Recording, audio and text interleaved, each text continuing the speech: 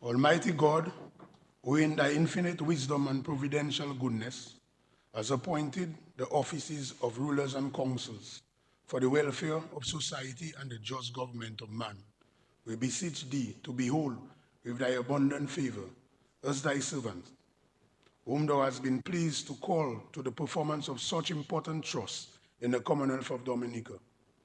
Let thy blessing descend upon us here in this parliament assembled, and grant that we may, as in thy presence, treat and consider all matters that shall come under our deliberation in so just and faithful a manner as to promote thy honor and glory, and to advance the good of those whose interests thou hast committed to our charge, all which we ask in the name and for the sake of our Lord and Savior, Jesus Christ. Amen.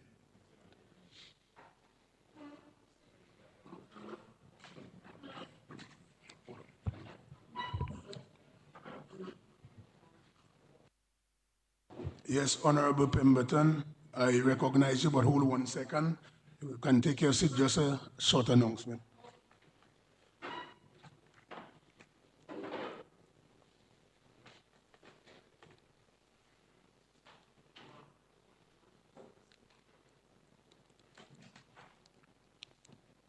Yes, short announcement. Receive request for permission to be absent from this Honorable House on behalf of Honorable Fenella Wenham Shepherd and also on behalf of, well,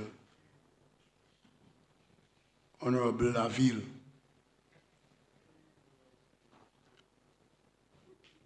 And also Honorable Octavia Alfred asking to be absent on Wednesday. So permission is granted. All of the different members who have requested permission is to be on government business. So permission is granted. We may proceed.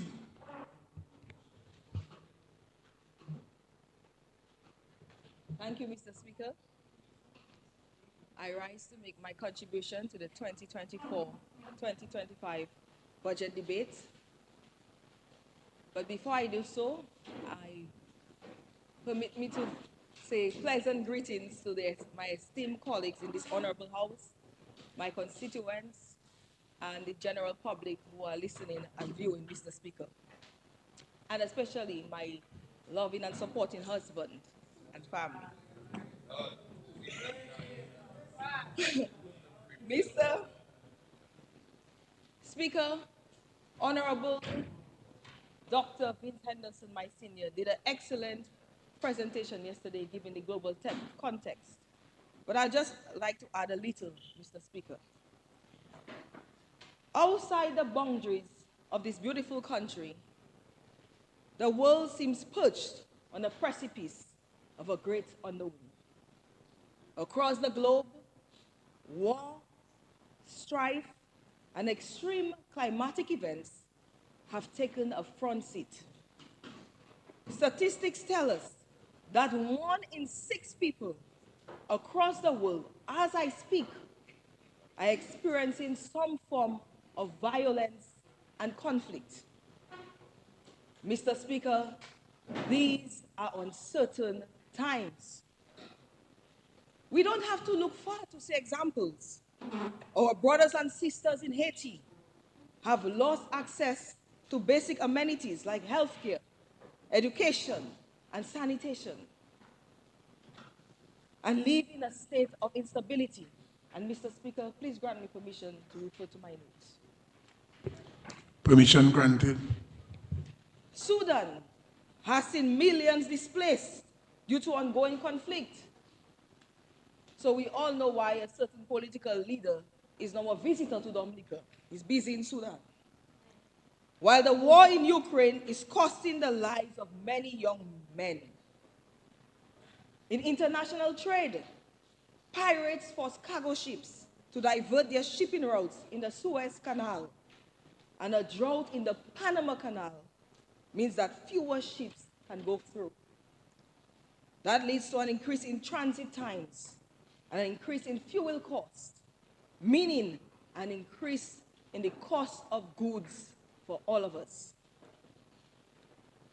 Abnormal weather events create feelings of dread and anxiety that last through half of the year and are becoming more and more unpredictable. Petit Martinique, Caracou, Grenada, St. Vincent, Jamaica have been hit by the first Category 5 hurricane in June and are rebuilding from the disaster. Mr. Speaker, we know all too well that as a result of the frequency and the ferociousness of these storms and hurricanes, the challenge is simply not rebuilding, but also dealing with deep-rooted trauma, Mr. Speaker, and we have the experience in Dominica, and an increased cost of living, inclusive of higher insurance rates. And I can tell you, Mr. Speaker, this is affecting properties registered on the DDA in order for them to get recertified, Mr. Speaker. Many properties were certified last year have a challenge recertifying this year because they cannot afford the insurance, Mr. Speaker. Stability and security are things we simply can't take for granted from 2024 and beyond. We cannot undervalue the importance of stability and security.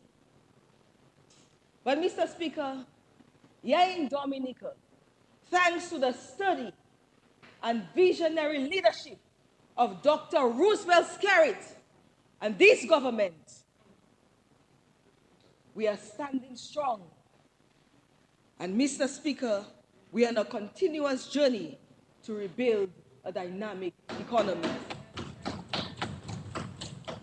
And Mr. Speaker, our Prime Minister is so well loved and respected internationally. I traveled with the Prime Minister to China, Mr. Speaker, to celebrate 20 years of our long-standing relationship with the People's Republic of China. True friends of Dominica, Mr. Speaker. And I want to thank them for their partnership and their friendship, Mr. Speaker, over 20 years, Mr. Speaker. But, Mr. Speaker, two things stood out to me when we met President Xi. He said to our Prime Minister, I remember you from 2013 in Trinidad, when we met in Trinidad. You're a man of principles, and you have a passion to develop your country, Mr. Speaker. And Mr. Speaker, this is the same principles of our Prime Minister that despite a plot to sabotage Honorable Anthony Charles from his opportunity to be the leader of opposition in the House, our dear principled Prime Minister granted him the opportunity and allotted him the same time as the Minister of Finance, Mr. Speaker. Learn from that. They must learn, some of the members, Mr. Speaker. So, Mr. Speaker, despite all this global instability, I know that our people and my constituents are safer with Labour and will always be safer with the Dominica Labour Party government. So, Mr. Speaker, I give my unwavering support to the 2024-2025 budget estimates, and I must give high commendation to the Minister of Finance for his excellent delivery and his hard-working staff at the ministry. This budget proposed estimates contain strong measures aimed at consumer, employee, and citizen protection, Mr. Speaker. Mr. Speaker, I am in full support of the new organizational structure for the nursing professionals, Mr. Speaker. We have nurses who work tirelessly, day in and day out, who have specialty skills, Mr. Speaker. And Mr. Speaker, I had the opportunity to have a meeting with Nurse Roberts and her medical team who serve the Soufrière constituency, Mr. Speaker. And I asked her, why are so many nurses migrating? She said to me, Parent, migration is a thing you cannot stop. But if we had more upward mobility in the nursing structure, Mr. Speaker, then it may increase retention of nurses, Mr. Speaker. So, Mr. Speaker, I'm very pleased with the Minister of Health that in this budget, Mr. Speaker, we are seeing that new structure for nurses, Mr. Speaker, and I'm very happy for them. This is a step in the right direction.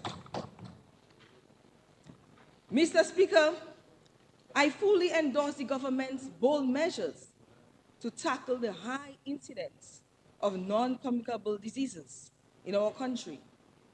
As you know, NCDs place a heavy burden on our healthcare system. And as the parliamentary representative for the Sufure constituency, I held a health and wellness month for my people under the theme, Your Health is Your Wealth, Mr. Speaker.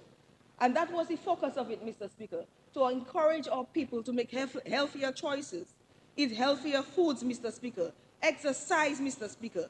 So, Mr. Speaker, I support the tax on sugary drinks by $1 per liter and on alcohol and tobacco by 75 cents, Mr. Speaker.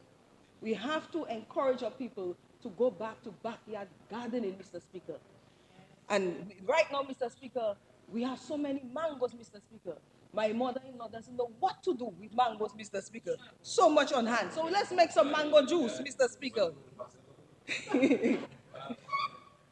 We need our population to live healthier and longer, Mr. Speaker, because our human resource is our most valuable resource in Dominica. Mr. Speaker, I support the establishment of a public-private sector committee. This government has removed import duties and VAT on many items, Mr. Speaker. The Minister of Finance referenced some: flour, rice, milk, and diapers. But, Mr. Speaker, in talking to the Financial Secretary, there's a long list, Mr. Speaker, and I encourage them to publish that list, Mr. Speaker.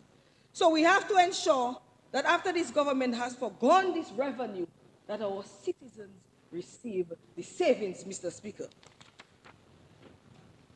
Mr. Speaker, and although we recently made an adjustment to the minimum wage, we recognize that the cost of living is rising. And as a caring government, we want to ensure that our salaries and wages are fair and competitive. Dominicans must have full confidence that they can live their best life in this country, Mr. Speaker. So, Mr. Speaker, we want to ensure that our wages attract and retain the best talent in Dominica. So I'm very pleased with the initiative as we seek to improve the lives of our people. Mr. Speaker, the IMF reported that a leading part of Dominica's growth, and I know, by the way, Mr. Speaker, Honorable Anthony Charles, I know he tried to refute the statements of the IMF. He did a very good presentation, except that, Mr. Speaker. If you do not have your own statistics from reliable sources, you don't refute. I know Lennox wouldn't agree with you on that, although you presented much better than him. A leading part of Dominica's growth and expected outlook is due to a significant rebound in tourism, Mr. Speaker. And when we speak about tourism, our focus is on two things: increase in visitor arrivals and increase in spending in the economy, Mr. Speaker. Mr. Speaker, it is therefore with immense pride that I can say today that the 2023-2024 season was a record year in arrivals for Dominica. Total arrivals was 425,155, 15% increase on our pre-COVID year 2019-2020, Mr. Speaker, and surpassing any recorded year in history. Mr. Speaker, for the 23-24 cruise season, 212 calls were made to Dominica, with 306,601 passengers, 11% increase from the last fiscal year, Mr. Speaker, and 62% increase over pre-pandemic 2019-2020.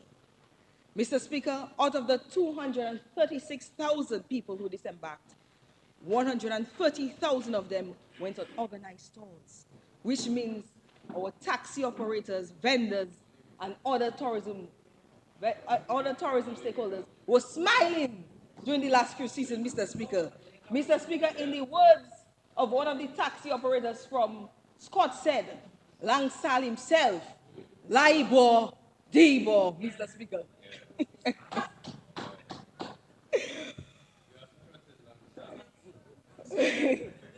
I No, withdraw, no, Mr. well, I Speaker. I thought withdraw. Langsal was a I name. withdraw, Mr. Speaker. I withdraw. Mr. Speaker, for the 2024-2025 season, projected calls, we have projected calls of 230, 8.5% increase from last year. We've expected passengers to disembark 365,311 and expected revenue to be generated around 24 million, Mr. Speaker.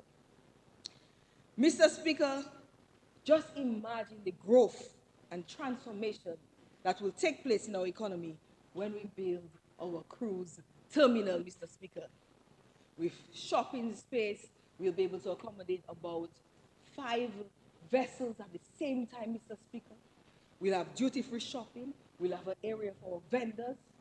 Mr. Speaker, it will double or triple the number of people that come to the island on the same day, Mr. Speaker, and therefore doubling the amount of money that the taxi operators, the vendors, the restaurants, and the other business holders in Dominica will make, Mr. Speaker, when this happens, Mr. Speaker.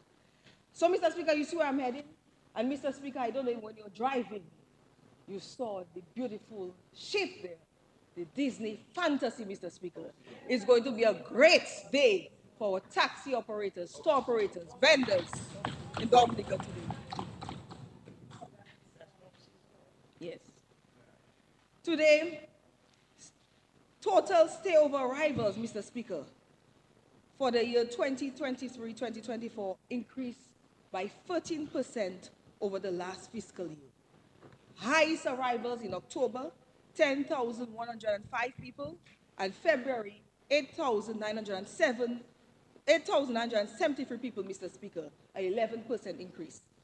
Leading source markets, French West Indies, and the United States of America, 18% increase in visitors, Mr. Speaker, from those source markets. But, Mr. Speaker, while we are happy with the rebound we're seeing, especially in key source markets, our focus is to increase stayover arrivals to 500,000, Mr. Speaker. And that is why, Mr. Speaker, we cannot speak enough about the international airport project, Mr. Speaker, the game changer for Dominica. But, Mr. Speaker, before I go to the international airport, I want to let you know of some of the measures we have taken to increase visitor arrivals and the safety for the sub-aircrafts coming to Dominica. The extension, Mr. Speaker, I must announce to this honorable House that the extension, you listening, at Douglas Charles Airport is complete, Mr. Speaker. And, Mr. Speaker, I have to give a little background. Because, Mr. Speaker, I don't know what happened to my cousin in the house. When we had the groundbreaking ceremony, he came with me, Mr. Speaker. We sat down. We looked at the designs proposal, Mr. Speaker. He walked the grounds with me. And he gave me thumbs up, Mr. Speaker. He said, that's a great project, Mr. Speaker. But I don't know what happened to him, but I know who set you up, you know. But tell them you're a principal man. Don't try that on you again. But, Mr. Speaker, we have to understand the main reason why this conversation and this project happened, Mr. Speaker. Mr. Speaker, you know we started service with American Airlines in 2022. And during the hurricane season, we had a lot of cancellations and rediversion of flights, Mr. Speaker. And in a meeting with them, Mr. Speaker, they said to us that Anguilla, the BLMC, raid, Mr. Speaker, extended their runway and broke their runway, Mr. Speaker. So in order to make it to order that the pilots have more confidence and make it safer to land at Douglas Charles Airport, Mr. Speaker. We embarked on that project, Mr. Speaker. So we know that we were not intending to move the mountain. I mean, Mr. Speaker, we are building an international airport. Why would we go and invest money to demolish a mountain, Mr. Speaker? But, Mr. Speaker, the new runway length is 1,936 meters. Okay, Mr. Speaker, moving from 1,741 meters. So there's no change at runway 9, which is landing from the mountain. But, Mr. Speaker, when landing by sea, which American Airlines has done many times, and you know that, there will be an extension of 67 meters, Mr. Speaker. And, Mr. Speaker, there is still an additional 128 meters in a safe area, Mr. Speaker, to use without incident, Mr. Speaker. And so, Mr. Speaker, I wanted to share something, Mr. Speaker. Because he said it is a waste of investment, Mr. Speaker. But let me speak from facts, Mr. Speaker. I want to present the facts to the House. An email received on Thursday, July 25th at 4:30 p.m., Mr. Speaker, from an airline company. Greetings to Mr. Benoit and Samuel, and I was copied on this email, Mr. Speaker. One major update. Our team has submitted our new list to FAA for the new destinations we plan to go to in our next season, Mr. Speaker, and Dominica being one of them, Mr. Speaker. Did I say that? I rest my case. I rest my case, Mr. Speaker. Yes, Mr. Speaker.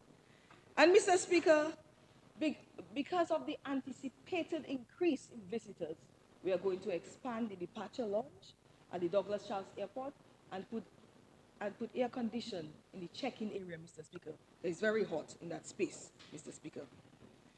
And, Mr. Speaker, we hope that the executive lounge, which will be operated by Global Lounge Network, will be operational from September 15, offering luxurious services to passengers arriving and departing from Dominica, Mr. Speaker.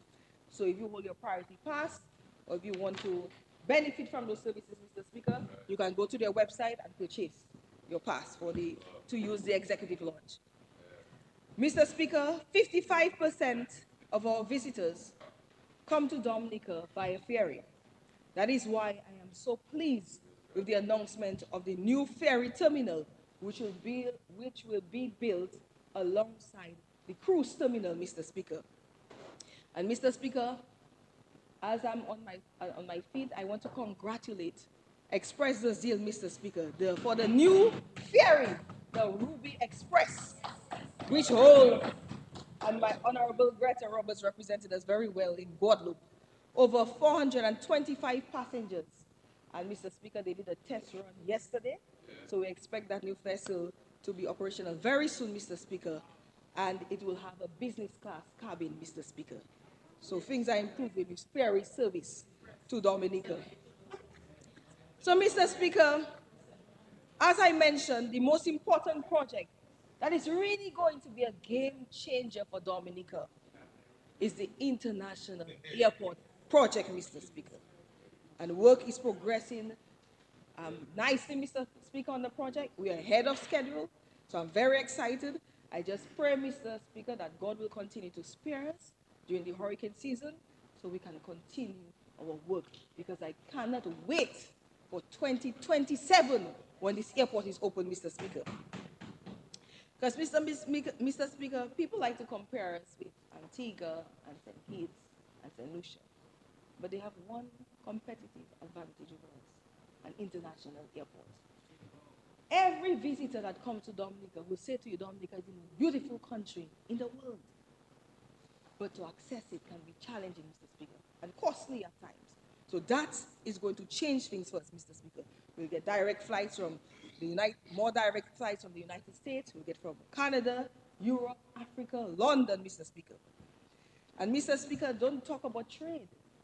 Our small business owners and people involved in agro-processing will be able to ship their goods much faster to other source markets. So this international airport is important. And I agree with the member of Marigot that we have to start preparing for that airport. That is why we have commenced a HR audit, a DASPA, Mr. Speaker, to assess what are the skills that we have and to determine the skills that we need, Mr. Speaker, because many more Dominicans will have the opportunity to be employed at the international airport. So, Mr. Speaker, once that audit is complete and we have assessed how many different areas of skill sets we will need, Mr. Speaker, we'll publish it, Mr. Speaker, and we hope that Dominicans will pursue those careers. We plan to start a program with the Dominican State College, Mr. Speaker. We are hoping that DASPA will partner with them to offer some of those programs right here in Dominica, Mr. Speaker. So training is going to be important for us in this fiscal year, Mr. Speaker. And as I speak about DASPA, I am so happy, Mr. Speaker, that we're going to be building a new cargo port for Dominica in Canefield, Mr. Speaker, with state-of-the-art technology and equipment. So, Mr. Speaker, capacity building and training is critical for us going forward, Mr. Speaker. There is a steady growth in our yachting industry. Every year we see an increase of visitors by pleasure craft. In Portsmouth in particular, we have seen an increase of 22% of people who come to Dominica by yachts from last year. I must commend the PACE and the other stakeholders in the industry for doing an outstanding job in the services they provide to those visitors. But, Mr. Speaker, we need more groups. We have nays in Roseau South, but we're going to be putting down some moorings in some other areas, Mr. Speaker. So we need a group in Roseau Central. We need a group on the West Coast, Minister Palrep Lloyd. So we want to encourage people to form groups, and PACE is willing to train and guide those groups so they can be able to provide security and servicing and services for the yachties, Mr. Speaker. So, Mr. Speaker, another major project that is going to really take the industry to another level, the yachting industry, is the Cubridge Marina in Portsmouth, Mr. Speaker.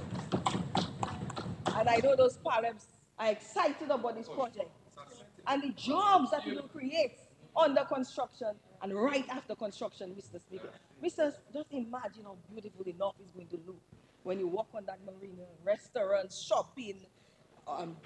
Mr. Speaker, when you think of the future of Dominica, all you can see is jobs and people making more money, Mr. Speaker.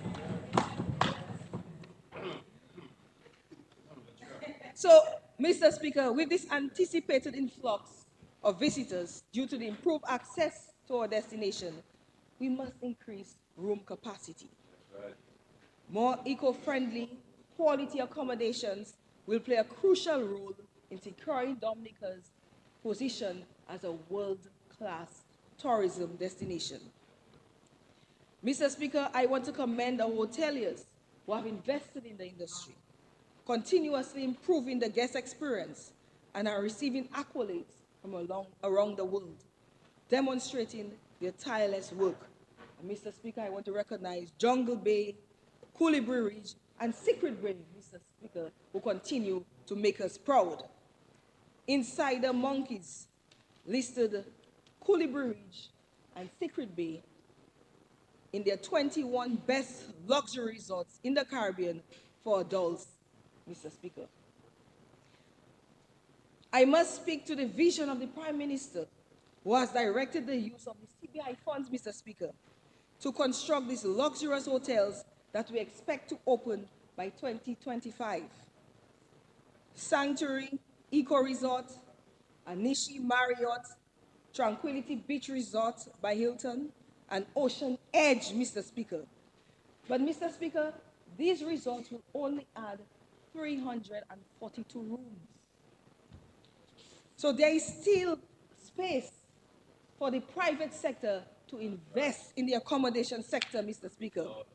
And Mr. Speaker, I must commend the Dominicans who have entered the Airbnb market, Mr. Speaker, because that market, Mr. Speaker, that sector adds a total of 1,677 rooms to Dominica, Mr. Speaker, to our existing stock.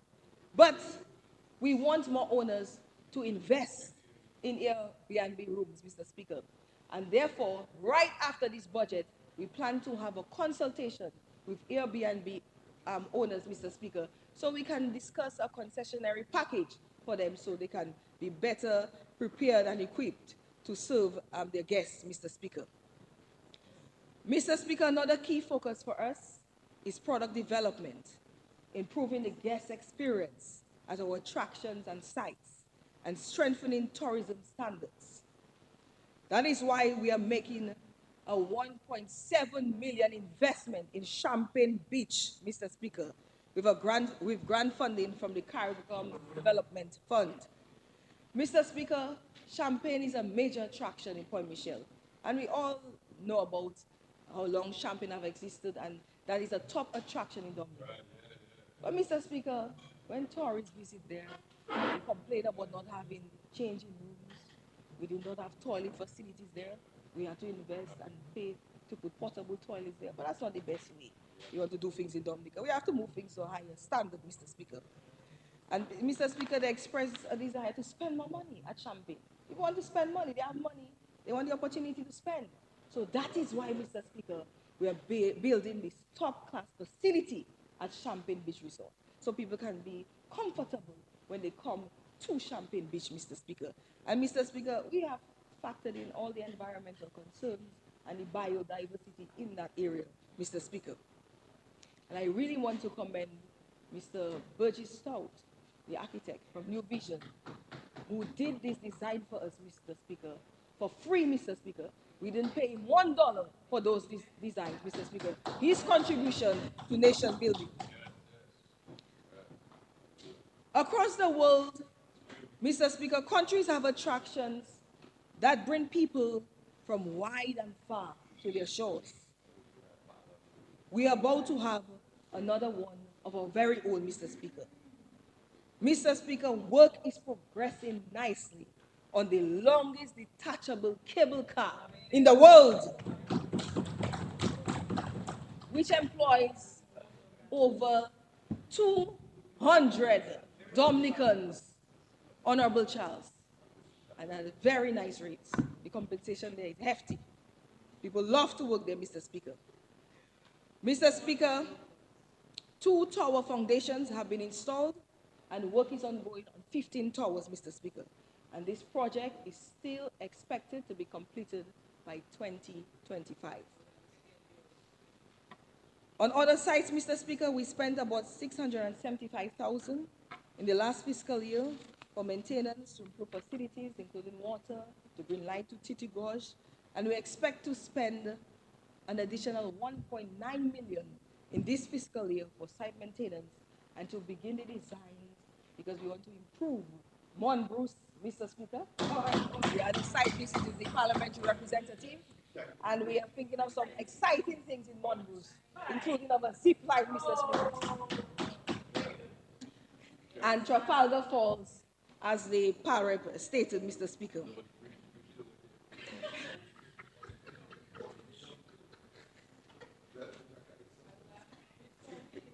So, Mr. Speaker, our hope is to continue to work closely with community tourism groups and entrepreneurs for the management of those attractions and facilities, Mr. Speaker. Because, Mr. Speaker, it is one thing that Dominica is known for its beauty, Mr. Speaker, but we have to maintain it, and it requires the efforts of everyone, Senator Laurie, to maintain our beautiful sites, Mr. Speaker. So, Mr. Speaker, we have also focused on creating community packages, and the PAREP for the Kalinago territory, Honorable Cozier, spoke to what we have done in the Kalinago territory. That right now, Mr. Speaker, they have their own website, Mr. Speaker. And when we complete the improvement and the upgrades we are doing there, it will be much easier for visitors to enjoy the great attractions at the Kalinago territory, Mr. Speaker. So far, 25 people have been registered on the site, Mr. Speaker. So please visit the website and promote it. Let it go viral. And Mr. Speaker, we have noticed that when we develop those facilities and we give people to manage it. There's always a struggle. They constantly return to the ministry for any little thing they need, if a doorknob is broken. So, Mr. Speaker, we are working with the Kalibishi Tourism Group, the Benz Group, because we are trying to put a business plan in place, Mr. Speaker. So there will be a sure way of earning revenue, Mr. Speaker, so they can maintain those facilities without having to come to the Ministry of Tourism for every little thing, Mr. Speaker. And we're looking forward to meeting some other groups this year, like the Layu Tourism Group, Mero, Portsmouth, Vekas, Roseau Valley, Mr. Speaker. And I don't want anybody to get jealous. We'll try to meet as many as we can in this fiscal year, Mr. Speaker. And our hope is that, Mr. Speaker, by the time we launch our Explore Dominica app, which will allow visitors by the click of their, with a click, Mr. Speaker, to know everything that is happening in Dominica and in every village in Dominica, that we will have, every community in Dominica will be well packaged and branded with their offerings, Mr. Speaker. So, Mr. Speaker, I'm hoping that, and I'm hoping, and where is the Minister of Digital Economy,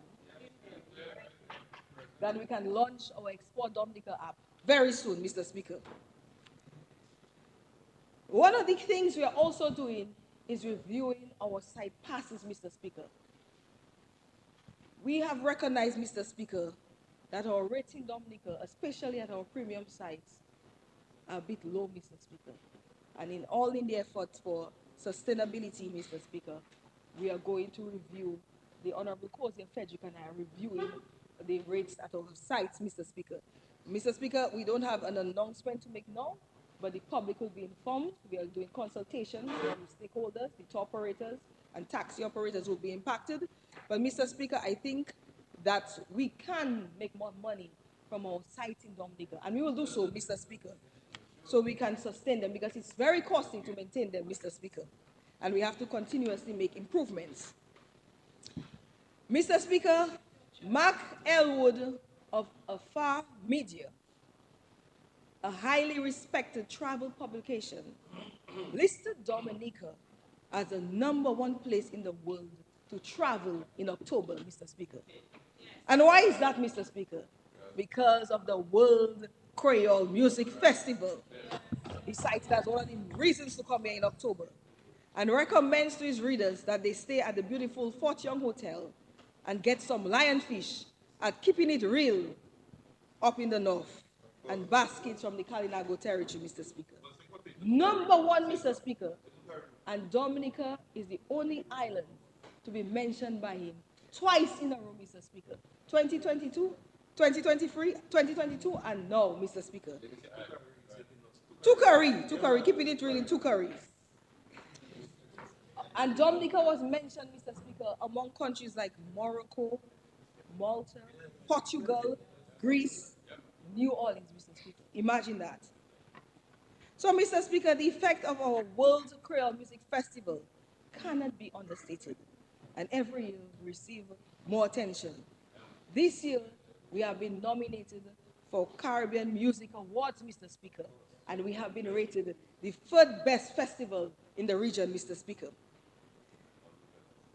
And, Mr. Speaker, the most important component of our festival is the economic impact. Hairdressers make more money, taxi operators make more money, makeup artists make more money, tour operators, restaurants, and the list goes on and on, Mr. Speaker.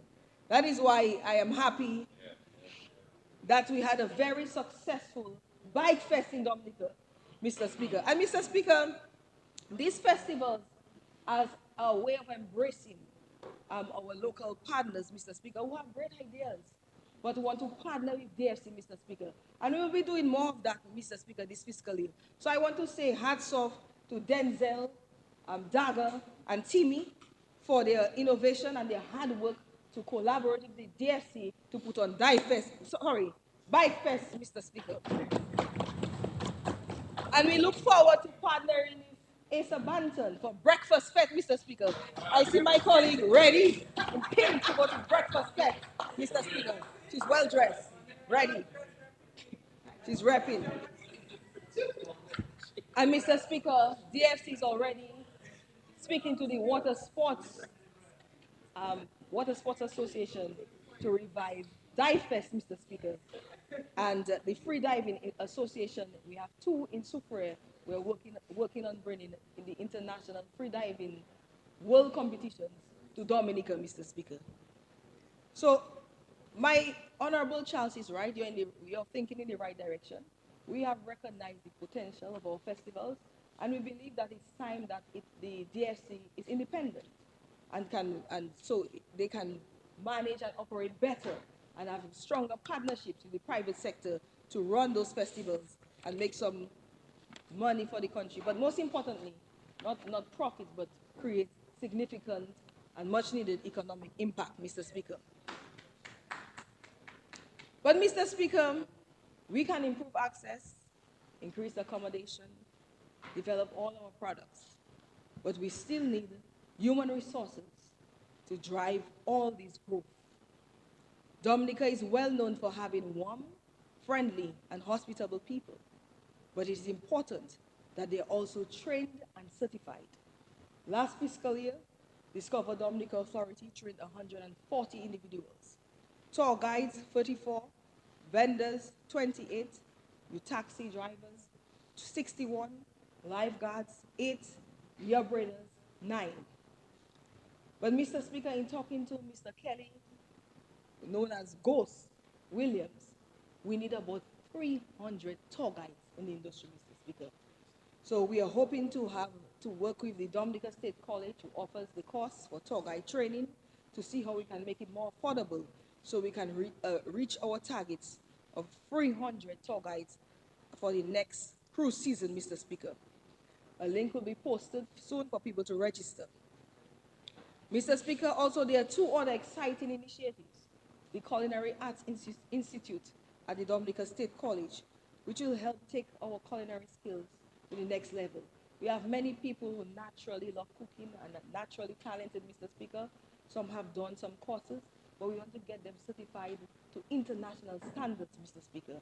And that is why we are pursuing this project of building a new culinary arts center, Mr. Speaker, at the Dominica State College. Mr. Speaker, we also have ongoing the hospitality training survey that is happening now, Mr. Speaker. We have a group which has been engaged, who is doing consultation with stakeholders to see how we can develop our hospitality training institute as well in Dominica. And these initiatives are important for equipping our people, Mr. Speaker, because it's very important that our people are well skilled to deal with the varying and demanding needs of visitors that will come to our shore, Mr. Speaker.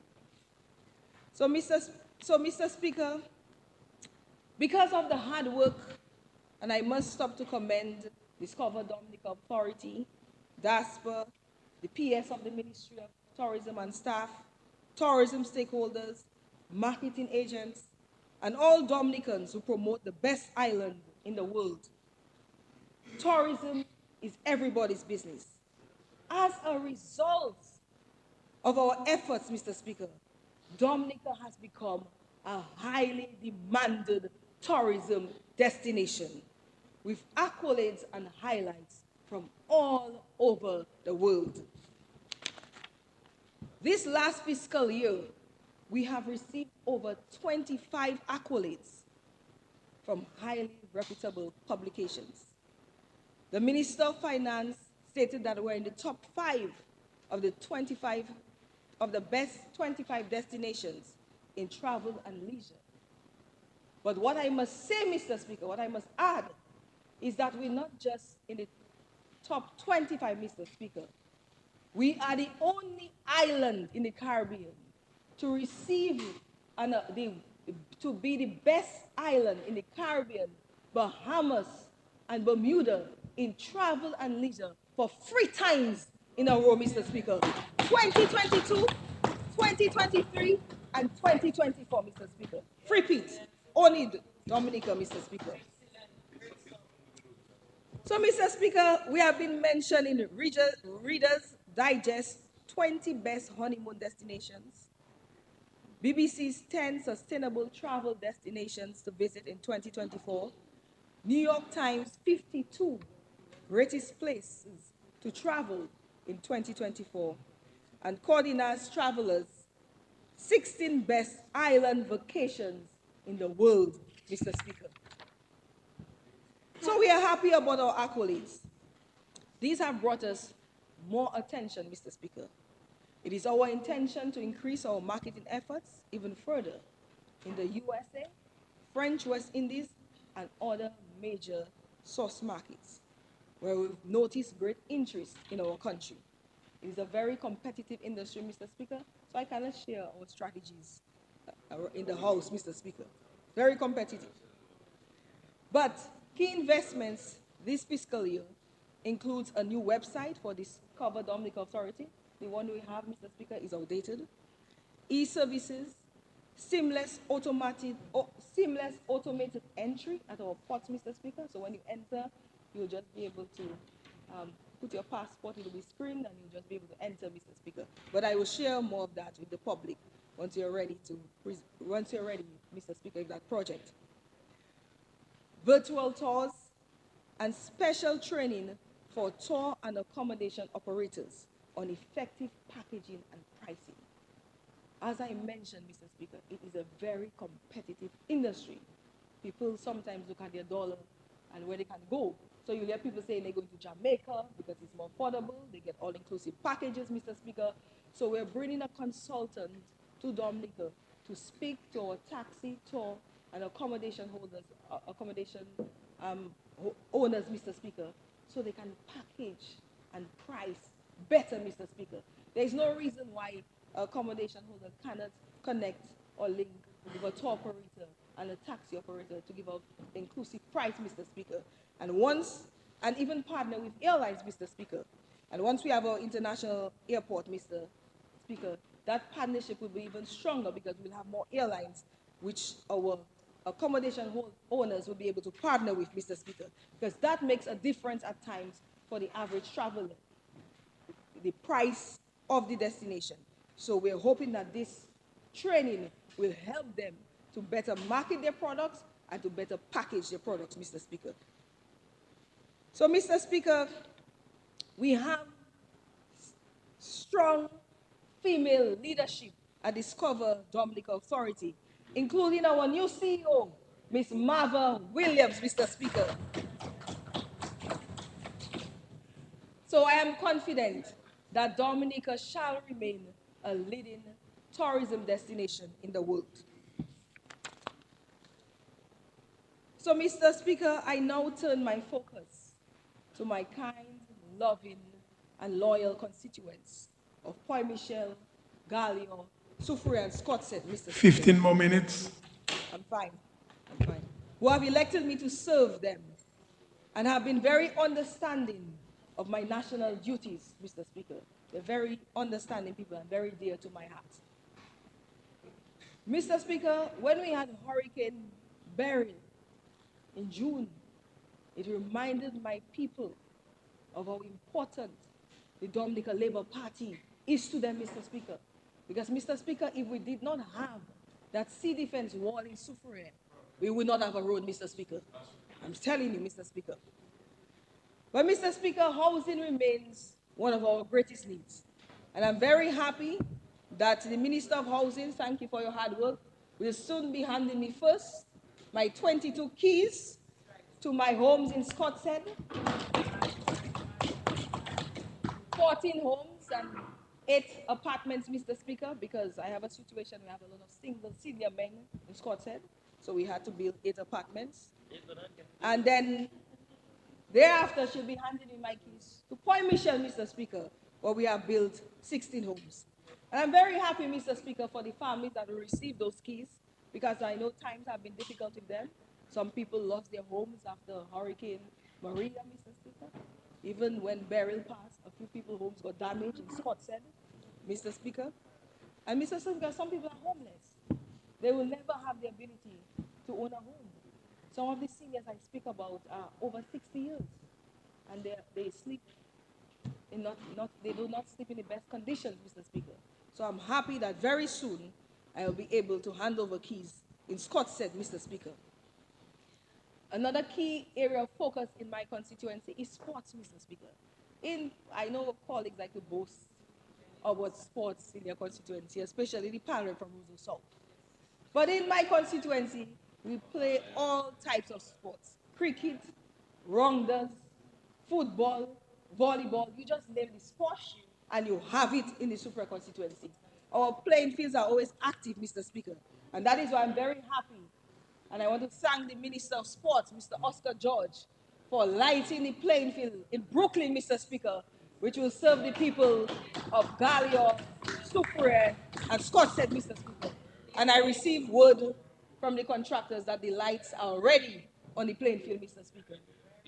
And I know as I say that, Point Michelle is a little anxious because we had a commitment from DFA to light up the Point Michelle playing field, which has been delayed, Mr. Speaker, but I'll be following up with them.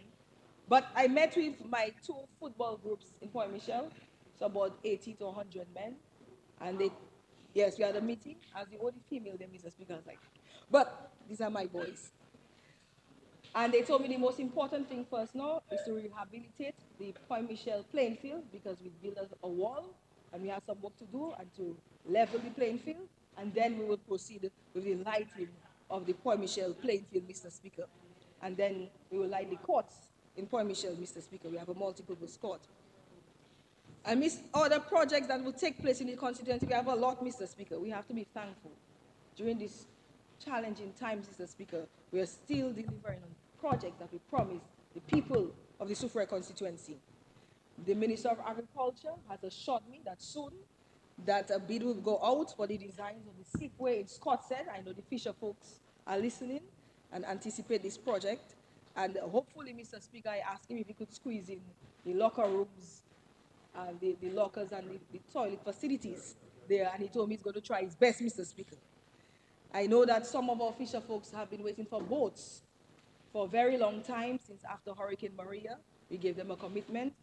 But you know that the Labour Party always delivers on its promise. And your boats will be coming soon, Mr. Speaker. We hope that in speaking to the Minister of Agriculture, by the end of this year, we'll have some boats ready and to deliver to the people. So thank you for your patience. I'm also planning to construct a bus stop in Scottshead that was destroyed after Hurricane Maria. And Mr. Speaker, we are planning to open our Carabantic facility at Scottshead, where we'll be having vending services, Mr. Speaker, and people can come and relax and chill when they visit to have the beautiful view of the Atlantic Ocean and the Caribbean Sea, Mr. Speaker. And Mr. Speaker, I can tell you that building is resilient.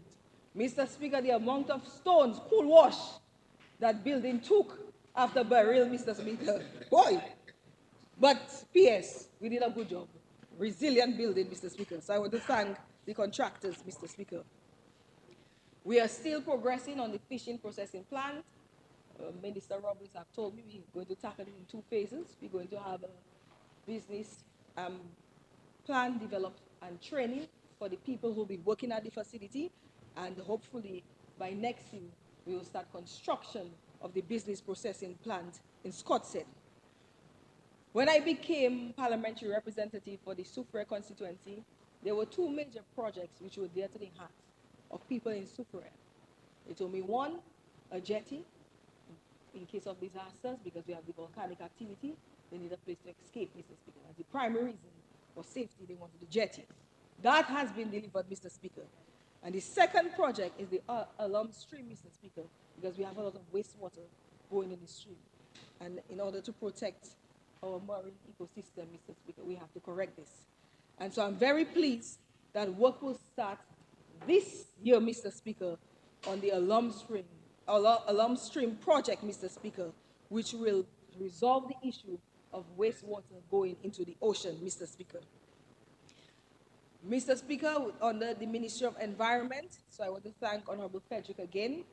We will see the intervention to build culverts in the road between Point Michelle and Suffolk, Mr. Speaker. That road, we have to build about, 17 culverts on that road. The project is costing a total of 1.9 million, Mr. Speaker. Contracts have been awarded to offshore, civil marine, and CCL for rebuilding, for building those culverts, Mr. Speaker. So that has been a long-awaited project, and I'm happy that we're going to start this project soon under the Green Climate Fund, Mr. Speaker. I know, Mr. Speaker, one of the other key things that the people of Scottsdale are waiting for is the repair of the broken section of the sea defense wall since Hurricane Maria. We have to prioritize other things like housing. But, Mr. Speaker, I hope that we'll be able to tackle this in this fiscal year. For the people of Gallio, if I don't mention Gallio, Mr. Speaker, I'll be in trouble in this house. We are hoping to level the area we have purchased for them. This government has purchased land for the people of Gallio to build their multi-purpose center. And the first phase, we want to level that area for them, Mr. Speaker, so they can use it for recreation and other things, Mr. Speaker. In the meantime, whilst we finalize design for the multi-purpose center, Mr. Speaker. And Mr. Speaker, whilst I'm at it, I really want to say hats off to my NEP teams in Point Michel, Soufriere, and Scottsdale who are very hardworking. You drive through our constituency, it's always clean and beautiful, Mr. Speaker, uncontested. I know the party from Granby like to boast about this NEP, but I dare say we have the best NEP teams in Dominica, Mr. Speaker. And I really want to thank my labor youth organization, my Soufriere Constituency Association, and all my constituents and groups, especially Point Michel Development Committee, who work hand in hand with me to undertake development projects and get things done in the constituency. Mr. Speaker, as we navigate these uncertain times, it is essential to remember the words from Habakkuk 2:2-3. Then the Lord answered me and said, write the vision and make it plain on tablets, that he may run who reads it. For the vision is yet for an appointed time. But at the end of it, it will speak, and it will not lie. Though it tarries, wait for it, because it will surely come. It will not tarry. Mr. Speaker, our commitment to progress and resilience remains unwavering. This budget is not just a financial plan. It is a testament to our faith in a brighter future for Dominica. Guided by the visionary leadership of Dr. Roosevelt Skerrit and the collective efforts of this government and our people, with the investments in critical projects like geothermal, the cruise terminal, marina, cargo port, international airport, all estimated to be completed within the next 4 years, Mr. Speaker. This will translate into more sustainable jobs, more business opportunities, and more revenue for our people, Mr. Speaker, and for our state. So, Mr. Speaker, this budget has my full support. And I ask all Dominicans to be steadfast. Look towards our promised prosperity. Don't be too anxious. Let not your worries of today cloud your vision of tomorrow. This Dominica Labour Party government has your back and will always have your back. Amen. Let's do our part. Pay our taxes. The Minister of Finance mentioned the millions owed to the government. Let us be law-abiding citizens and come forth and settle our debts with the state. Render to Caesar what is due to Caesar.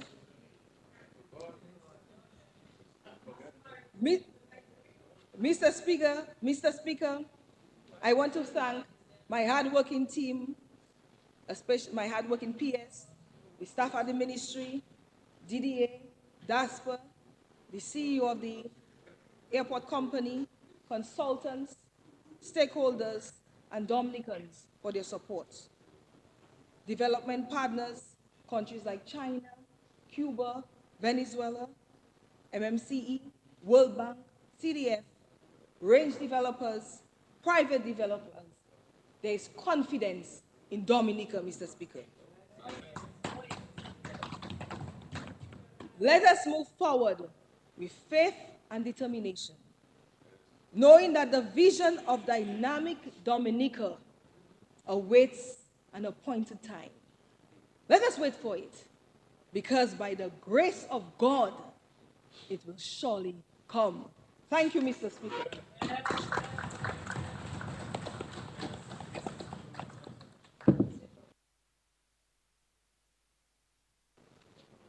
I recognize Senator Paris. Yeah, you may proceed, Senator. Some brief remarks. Promise not to be too long.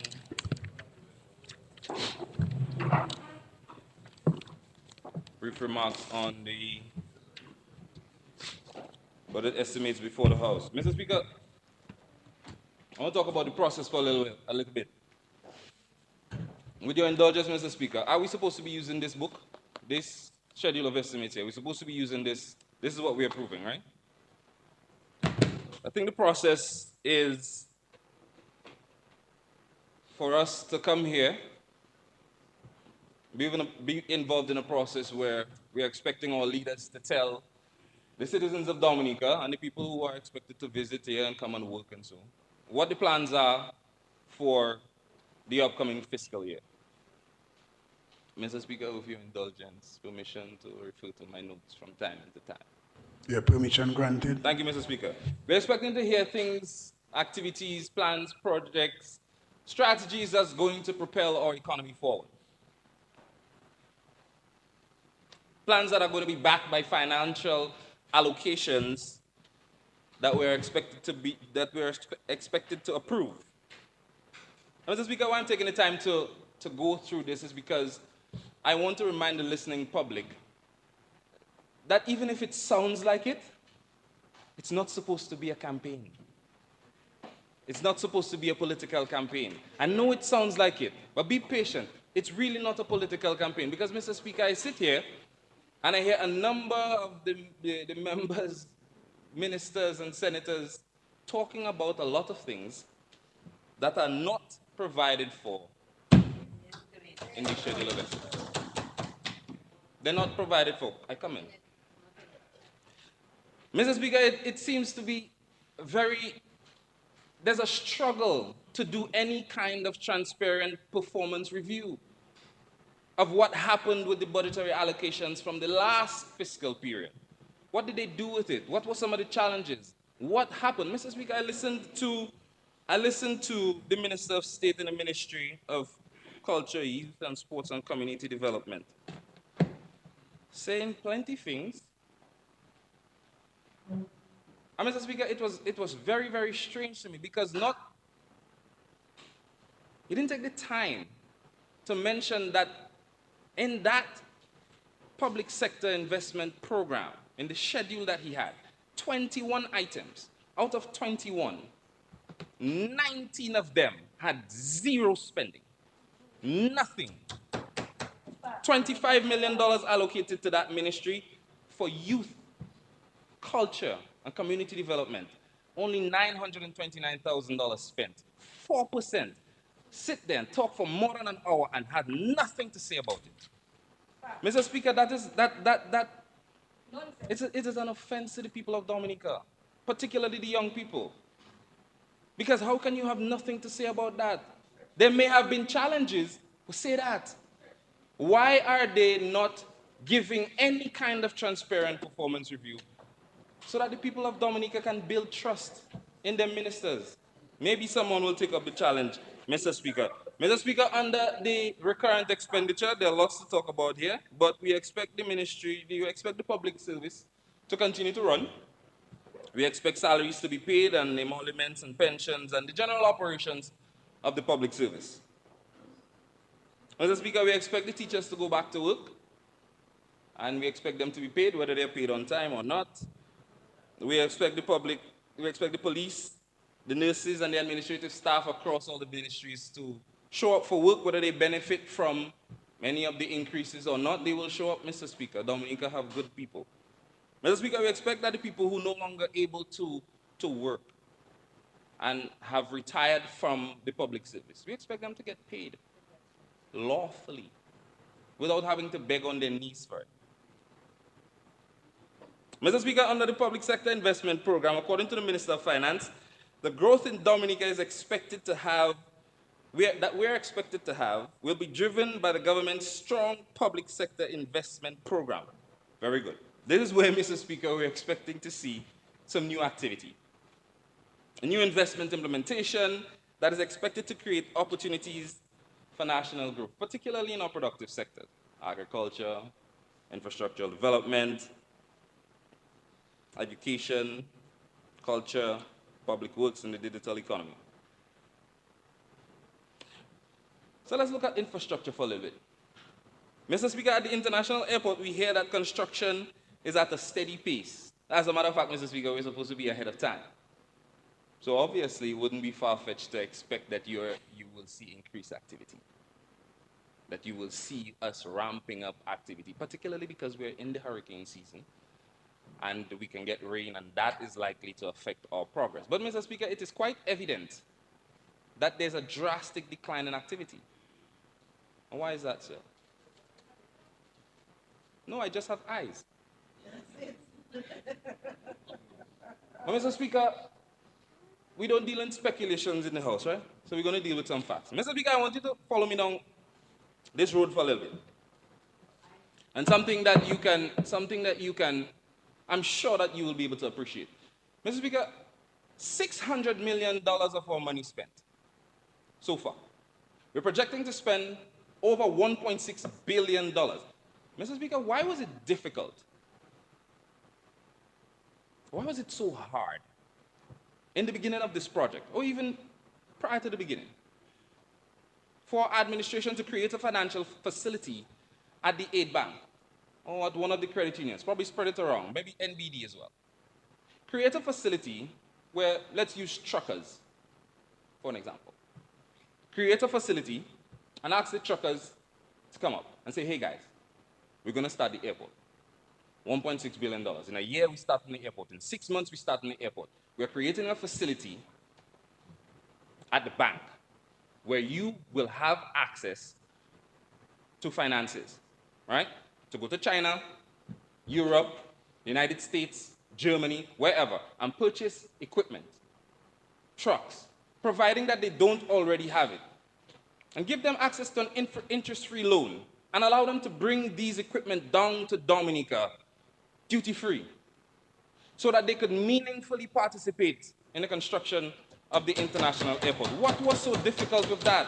To this day, Mr. Speaker, there is no active, meaningful local participation at the international airport. No, Mr. Speaker, I'm not talking about the few workers we have doing general construction labor. I'm not talking about the young people we have on the road in the sun and the rain and the mud, directing traffic.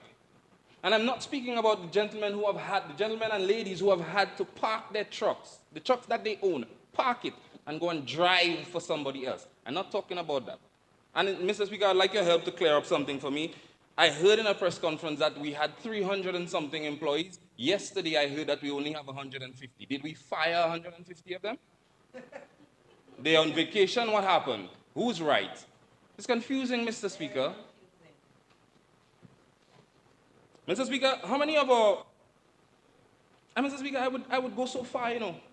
I would go so far because they are my friends. If that facility was available only to supporters of the government, it would still be fine. It would still be fine. Because, Mr. Speaker, it would mean that Dominicans can participate profitably, not just accepting to be hewers of wood and carriers of water. Mr. Speaker, let's talk about our local financial institutions. How many banks in Dominica, credit unions, have portfolios at the international, portfolios that are being paid from proceeds from work at the international airport? How many of them have trucks? People take loan to buy trucks at our banks. People take loan to buy equipment at the banks, at the credit union. Do we know? How many portfolios? $1.6 billion of Dominica's money. And our banks and our credit unions can't participate. How are we spreading the wealth around, Mr. Speaker? How are we ensuring the security of a financial sector if we're not allowing them to participate? 100 and something trucks in Wesley, and none of them is owned by the bank or the credit union? Nobody can benefit from it? Is that acceptable, Mr. Speaker? Mr. Speaker, there seems to be a war on the private sector and the middle class. Because, Mr. Speaker, if you cannot participate and your local talent and your indigenous talent is not being used, your middle class disappears and your private sector struggles. Mr. Speaker, in the last decade, how many local businesses have had to close their doors simply because it was just too difficult to do business in Dominica? The business in Dominica became, it just wasn't viable anymore. How many businesses had to close? Mr. Speaker, I warn the private sector is I warn the people. Where's the manufacturing industry? What is the status of our manufacturing industry? What is the state of our tourism product? What is the state of our agricultural product? Mr. Speaker, with billions of dollars worth of work happening in Dominica right now, with Dominica's money, what is the state of our construction and service industries? The private sector is disappearing. And with it, your middle class will disappear. That's your tax base. And speaking of tax, we heard the Minister of Finance talk about, we're going to go. Mr. Speaker, we heard the Minister say that we're going to go and collect the taxes that are owed, and rightfully so, Mr. Speaker. Legally, if you owe taxes, you have to pay. That is the law, right? And Mr. Speaker, what is the status of unpaid checks at the government of Dominica? How many vendors are owed?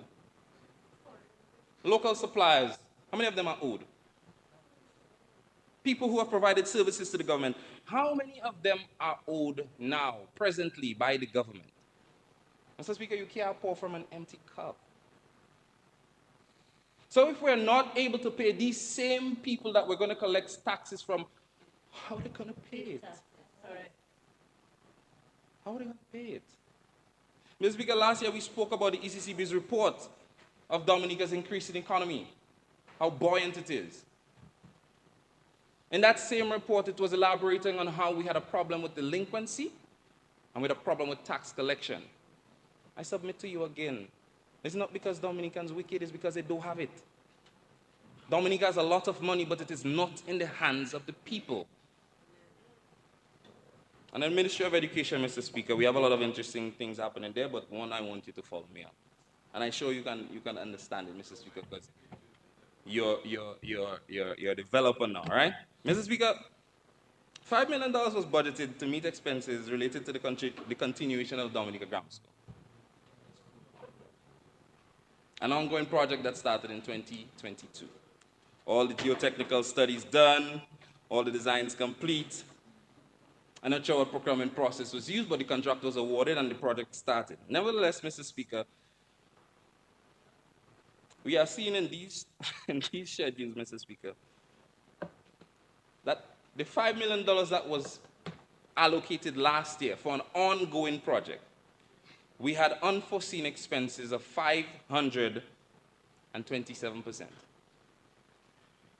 I put it in figures for you. $21.3 million over what we had budgeted to spend. Now, Mr. Speaker, help me. What unforeseen circumstances? What did we not know that we had to pay for that could cause us to spend 527 times more than the amount of money that we had planned to spend on an ongoing project? Mr. Speaker, somebody would say that is madness, but I wouldn't say that.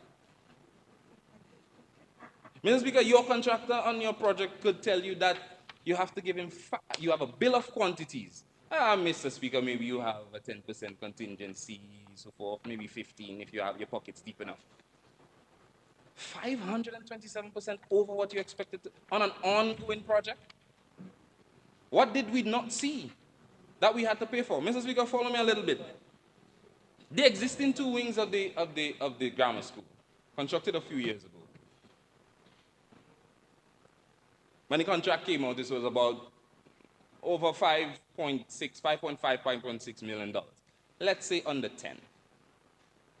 The projected estimate for what is happening now was in the region of about 21, 25. So we're saying total, the project was costed at about $35 million. Now, how is it, Mr. Speaker, that we're having a total historical and forecasted expenditure of close to $80 million? Mr. Speaker, if you add inflation, you add the increase in labor, you add the increase in material, you add all the wars, this just does not add up. I'm hoping that somebody can take the challenge to explain and show us with the data why that is so. Why that is so. Mr. Speaker, in the area of housing, a lot of interesting things happening here. The housing department seemed to have done very well because they were 58% over what was budgeted. But when you get down into the weeds of it, Mr. Speaker, out of the $109 million that was spent, $80 million was spent on the modern, resilient housing development. So, Mr. Speaker, you know how much was budgeted last year? Don't worry, I'll tell you, $15 million. We paying more for the houses? It gets more interesting, Mr. Speaker, because the Minister of Finance told us that we gave out 249 houses last year. But then the minister responsible told us that we gave out 136. So who's right? I'm confused. And if we gave out less, that means we should have spent less money. So how do we explain this extreme over expenditure? Mr. Speaker, I'm talking about the estimates that I was given. These are not my numbers. Couldn't fix them. I just have eyes. But the ministers responsible can help us, Mr. Speaker. That is why I'm asking for your help. Tell us how we got here. How did we do that? When we're having areas where we're spending nothing at all, but we have a larger somewhere that we can spend over 500 times the amount that that was allocated. Mr. Speaker, I'm sure somebody will help me. Mr. Speaker, it will be interesting to find out what is the cost per square foot of one of these houses or apartments. Because from my research, and I told you, all of these contractors are my friends, we talk on a regular basis, the guys are getting about $260 to $280 per square foot. The actual going rate is $100 more than that, and more in some cases. But, you know, love of country, we can give the country a little discount. So, Mr. Speaker, if we're using the bottom figure, how is it that we're having so much expenditure? So much over expenditure? Is it that we don't know what's happening? Or is that we're the only ones experiencing, or we just experiencing inflation there alone? I'm begging for your help, Mr. Speaker. Mr. Speaker, according to the minister, he was forcing us to agree, and maybe I should agree with him. We all agree that housing is more than just four walls and a roof. It's a cornerstone of stability, security, and a catalyst for growth and prosperity. If we all agree to that, Mr. Speaker, why are we withholding the people titles? We promised to give them titles for the houses and the apartments that they're in. So if we can agree that it is more than four walls and it is a catalyst for growth and prosperity, why are we preventing them from owning the asset? Maybe, Mr. Speaker, we want to keep reminding them on a nice laminated plaque of Job 121, that the good Lord giveth and taketh away. Mr. Speaker, under the Ministry of Health, we had a lot of fun things happening here with data that was private, with data that was private. Minister mentioned of areas and strides that they have been making under the Ministry of Health. A lot of it wasn't provided for. I didn't see it. And I mean, that minister can make a dollar stretch because $11.6 million allocated to the Ministry of Health. Now, Mr. Speaker, it must not be misconstrued that the Ministry of Health is a productive sector, because it's not somewhere that you're expecting to see returns, right? But it's an area that people are expecting investments to happen that can increase the level of performative healthcare. $11.6 million allocated, only $4.2 million spent. And we out here seeing a whole bunch of things. We also heard the minister touting that there has been growth in the provision of performative healthcare because of some recent statistic that he got from the OECS. But it is interesting, Mr. Speaker, and we must not minimize that. You know why? Because last year, during the same budget experience, the same budget process, the people of Dominica complained about challenges that they were having for them and their families when trying to access health care. And Mr. Speaker, the people were ridiculed. They were told that they're overdoing it, and Dominica has first-class health care offered by state-of-the-art facilities. Mr. Speaker, now the minister is coming back to confirm that the people were right, that actually we may have been at 30%, 25%. We actually were doing really poorly. And Mr. Speaker, he never apologized to the people for their pain and suffering that they endured and the ridicule that they had to take for complaining about not having access to the state-of-the-art health care that they were promised. So, Mr. Speaker, I will apologize to the people, to everybody that lost loved ones and suffered, maybe unduly, during this 30% era last year. My condolences. To everybody that felt like they were ignored and they were not paid attention to, the right process wasn't followed, I'm very sorry, because we were doing very badly last year.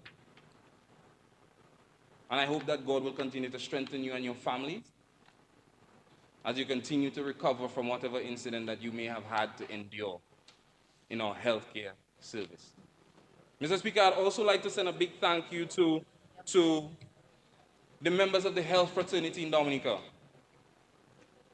I want to tell them thank you, because they go through a lot, because they take their profession seriously.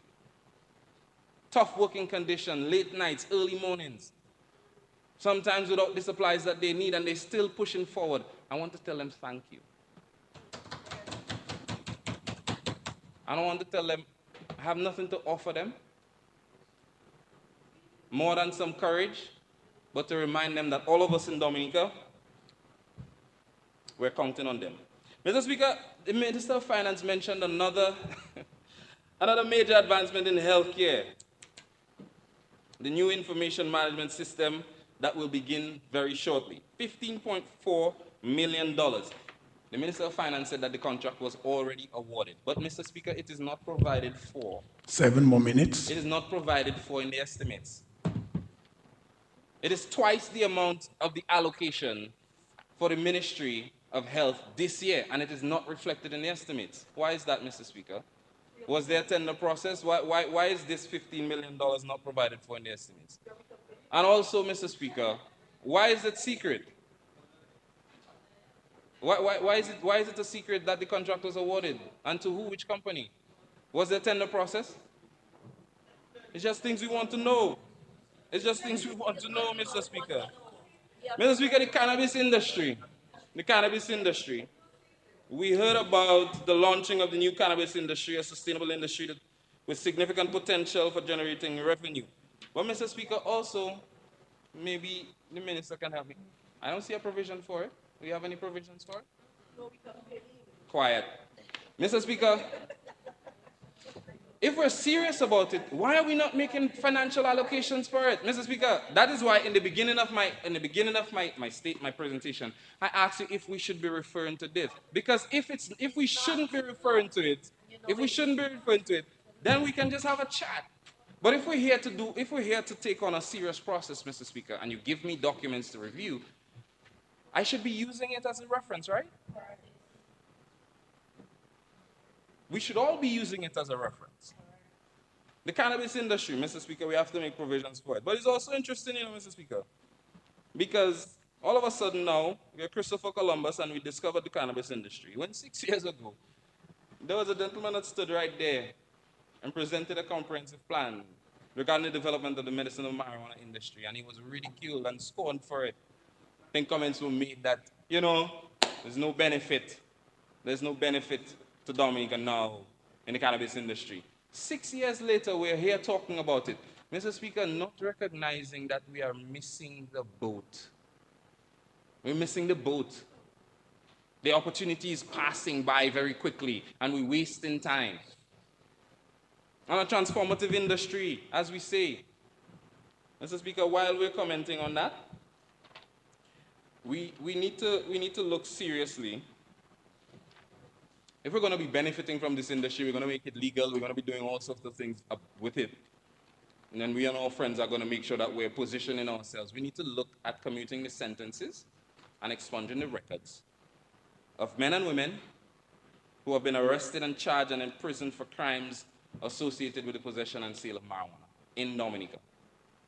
Because, Mr. Speaker, it is inhumane to think that we and our friends are going to benefit from an industry, position ourselves well, while we have young men and women sitting in jail for minor possessions. And young men and women that cannot advance themselves because their records show that they are criminal for possessing the same marijuana that we're going to grow in greenhouses and put in bottles and sell and export. That is something that we need to look at very strategically. Mr. Speaker, I love to talk about the CBI. I realize the Minister of Finance didn't have much to say about it, so I'm going to ignore it too. Lastly, Mr. Speaker, youth and culture. Mr. Speaker, no opportunity is spared to criticize young people. No opportunity is spared to say that they're not doing enough, they should be doing more, they should be making themselves available, etc., etc., etc. Everything is on the youth, youth, youth. They are the future, and they are still not good enough for the future. And Mr. Speaker, we mustn't be so barefaced, and hypocrite. Because what we're seeing now, boldface, Mr. Speaker. The boldface can pass, but the hypocrite, you have to withdraw it, not parliamentary. Withdrawn. It's expeditiously. Mr. Speaker, this is our legacy. What we're seeing happening with our young people is our legacy. Young people live what they learn. You have a bunch of seniors and adults and leaders, and everybody want to criticize young people for what they're doing now. But we stood by and watched it happen, and it is our legacy, and now the chickens have come home to roost. We don't like it. Young people live what they learn. We have so much money carded for them. Nothing spent. Mr. Speaker, it won't be so for much longer, because God is a good God. God is a good God, and He will make the changes. Young people will not have to fight for crumbs much longer. They will be able to live in a country where they can have hope, and they can see a future for themselves, where they can think that they can invest for themselves. Young people will see a future for themselves, Mr. Speaker. They will be empowered, and they will empower themselves in their own country and not feel the need to run everywhere else just to survive. Mr. Speaker, one day, our Dominican people will finally understand and finally embrace and finally appreciate the fact that the only way for our country to move forward is when the best of us finally lead the rest of us. Thank you, Mr. Speaker.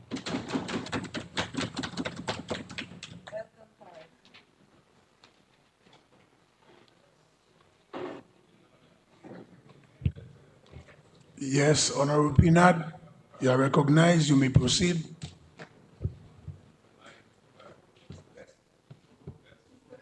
Mr. Speaker. Mr. Speaker, I rise to present before this Honorable House my full support for the 2024 Appropriations Act. But first, Mr. Speaker, I want to congratulate the Honorable Minister of Finance, Dr. Irvin McIntyre, for his absolute wonderful budget presentation on Friday.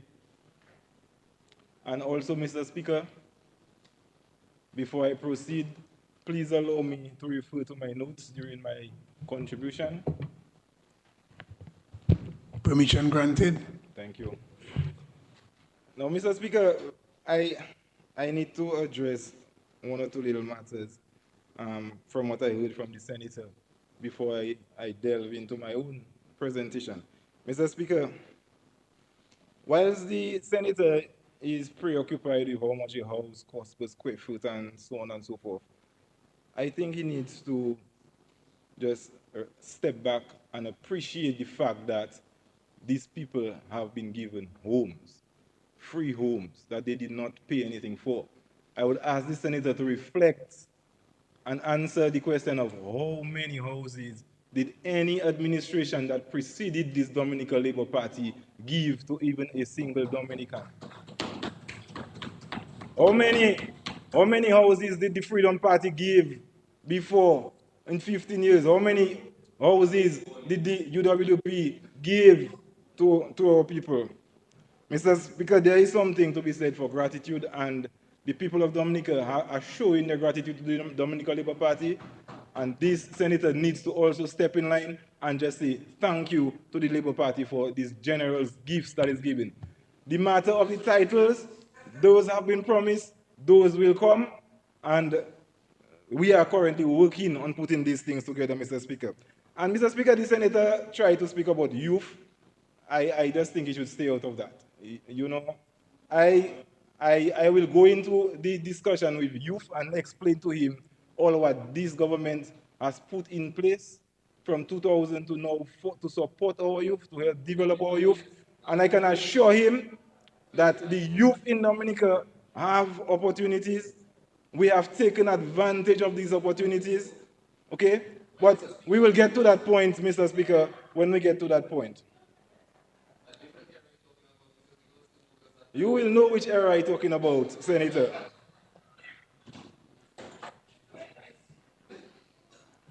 Now, Mr. Speaker,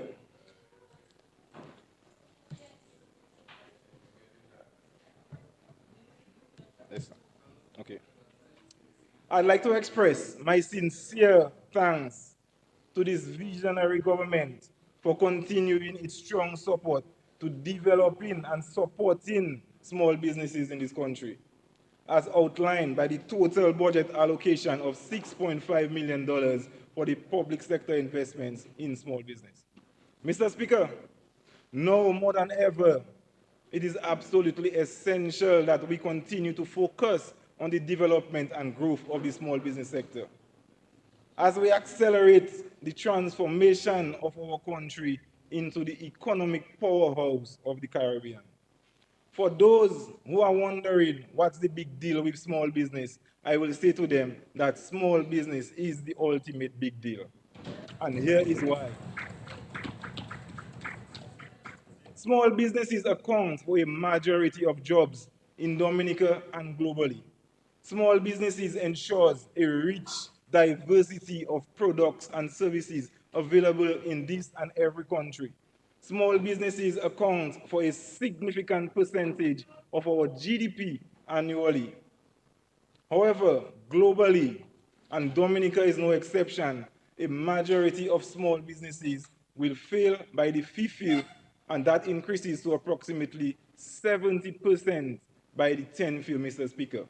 And it is faced with these statistics that our Honorable Prime Minister, Dr. Roosevelt Skerrit, created the Small Business Support Unit in 2009.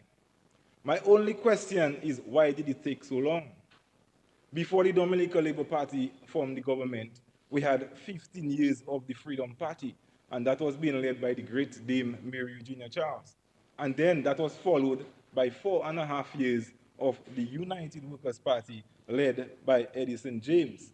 Yet they need to protect and promote such a valuable and indispensable segment of our economic structure was not realized until this Prime Minister took office. Mr. Speaker, my contribution tonight will outline the vision and the future for the small businesses in the dynamic Dominica that we are building. However, before I look forward, I wish to first take a look back to what the Small Business Support Unit, what the Small Business Support Unit has contributed over the years. Mr. Speaker, the environment that preceded the establishment of the unit was bleak. Small businesses and their owners were like nobody's children. You know, that calypso, I am nobody's child, nobody don't love me. That was small businesses, Mr. Speaker. They were left to fend entirely for themselves on their own and had to face the harsh realities of an unforgiving environment where only the strongest could survive. The cold realities of this time, Mr. Speaker, was that small businesses were given no special consideration as a bloc. The public service did not have any particular strategy in place to encourage and support them. The financial sector as well did not seem to recognize the importance of small businesses as a whole. The entire system was primarily centered on catering to larger businesses that they thought would have low risk but big profits. Specifically, entrepreneurs and small businesses struggle to access necessary skills or training for both themselves and their staff. A business owner might be great at creating a product that he wishes to sell. A carpenter might be good at making chairs, but he might not be so great at financial management. He might not be so great at marketing and letting people know about his products and his work. He might not have any opportunities to showcase his work, and he would have been having a very terrible time getting any financial institution to lend to him because of all the reasons that we just outlined, especially the fact that he would not have had proper financial records. They also struggle to navigate the regulatory complexities and the red tape which hindered their ability to get established, to invest, and to expand in their businesses. Now, navigating the maze of the public service was a nightmare, and it tested even the most determined entrepreneurs. I know of people that simply gave up because of all the hurdles that came with trying to establish a business in Dominica before, Mr. Speaker. Now, Mr. Speaker, these challenges that our small businesses face are not unique to Dominica. These are universal challenges. No one could have faulted the Prime Minister for thinking, well, that is how it is. Let's just wish them well and hope for the best. But this is not who the Prime Minister is, Mr. Speaker. This was not the Labour Party way. The Prime Minister understood and lives by the guiding principle of the Dominican Labour Party, which is simply all shall it. This is a party that was built of the little man, by the little man, and for the little man. We would not stand by and just wish these little businesses well. We had to do something. We had to give them a fighting chance. We had to ensure their survival. As well, Mr. Speaker, beyond the benefit to that little man, the small business person trying so desperately to do something that will bring them a little income and give them a decent standard of living. The Prime Minister understood the cumulative impact of small businesses to the successful development of the country as a whole. Therefore, in 2009, he established the Small Business Support Unit.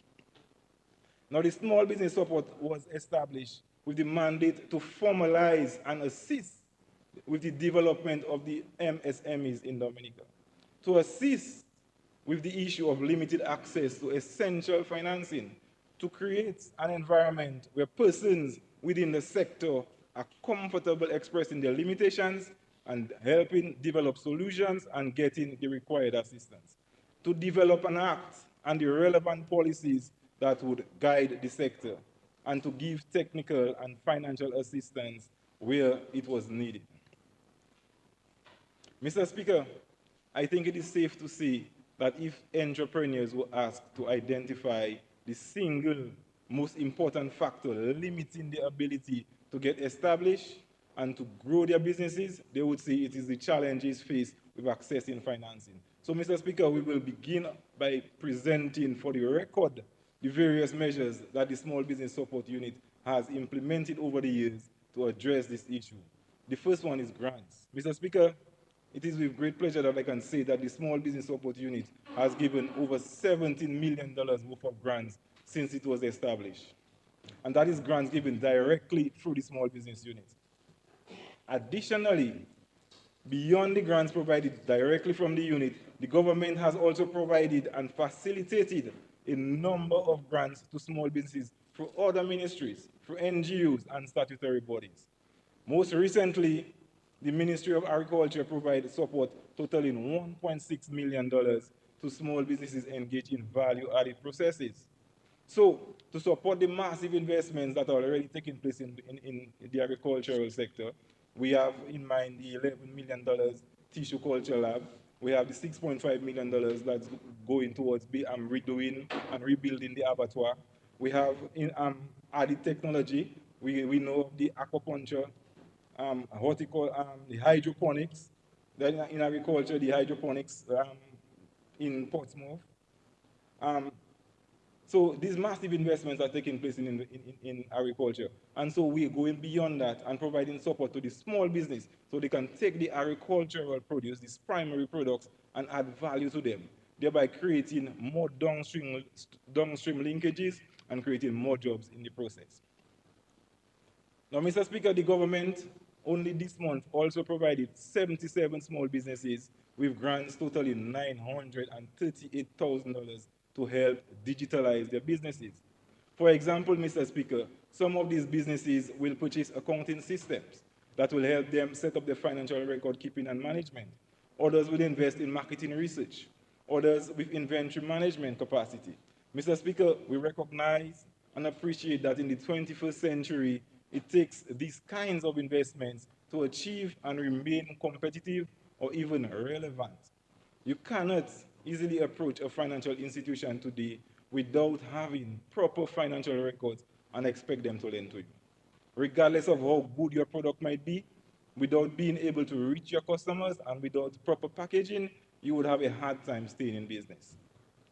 So the digital grants will assist these small businesses build that capacity that is absolutely necessary for this day and for this age. Mr. Speaker, since the establishment of the Dominica Youth Business Trust in 2004 by this Dominica Labour Party government to provide support and additional opportunities for young persons that will enable them to start or grow and improve their businesses, the government has funneled millions of dollars to young entrepreneurs. And yes, Mr. Price, that was done by this government targeting young entrepreneurs. But Mr. Speaker, the Dominica Youth Business Trust is just one of many means through which this government has sought to build and support our youth. The onus is and has always been on them to take advantage of the many opportunities that have been presented. But I will get back to the youth a bit later in my presentation, Mr. Speaker. Mr. Speaker, we should note that unless in extreme circumstances where the item being purchased is not available on island, grant monies are authorized to be used for purchases right here in Dominica. So what we are doing is enabling a multiplier effect with the grant monies that we are providing. So the grant monies will be used to buy from other small businesses and large businesses, and they in turn, that will improve their economic conditions, they will be able to give more jobs, they will be able to create more benefit, and the cycle will continue to expand and grow as a business. So the impact of the grant monies is trickling down and throughout the entire economy, Mr. Speaker, beyond the small business that it was given. Now, Mr. Speaker, in our efforts to ensure adequate access to financing, which is the original problem, the government has also gone beyond providing grants to also making it possible for our small businesses to easily gain access to concessionary loans. Over the years, this Labour Party government has partnered with and placed millions of dollars at various financial institutions, including the Aid Bank, the National Bank of Dominica, the National Development Foundation of Dominica. In the last 10 years alone, the government has placed over $75 million at the Aid Bank to on-lend to small businesses at concessionary rates and terms. Notable among these were the 50-50 agreement.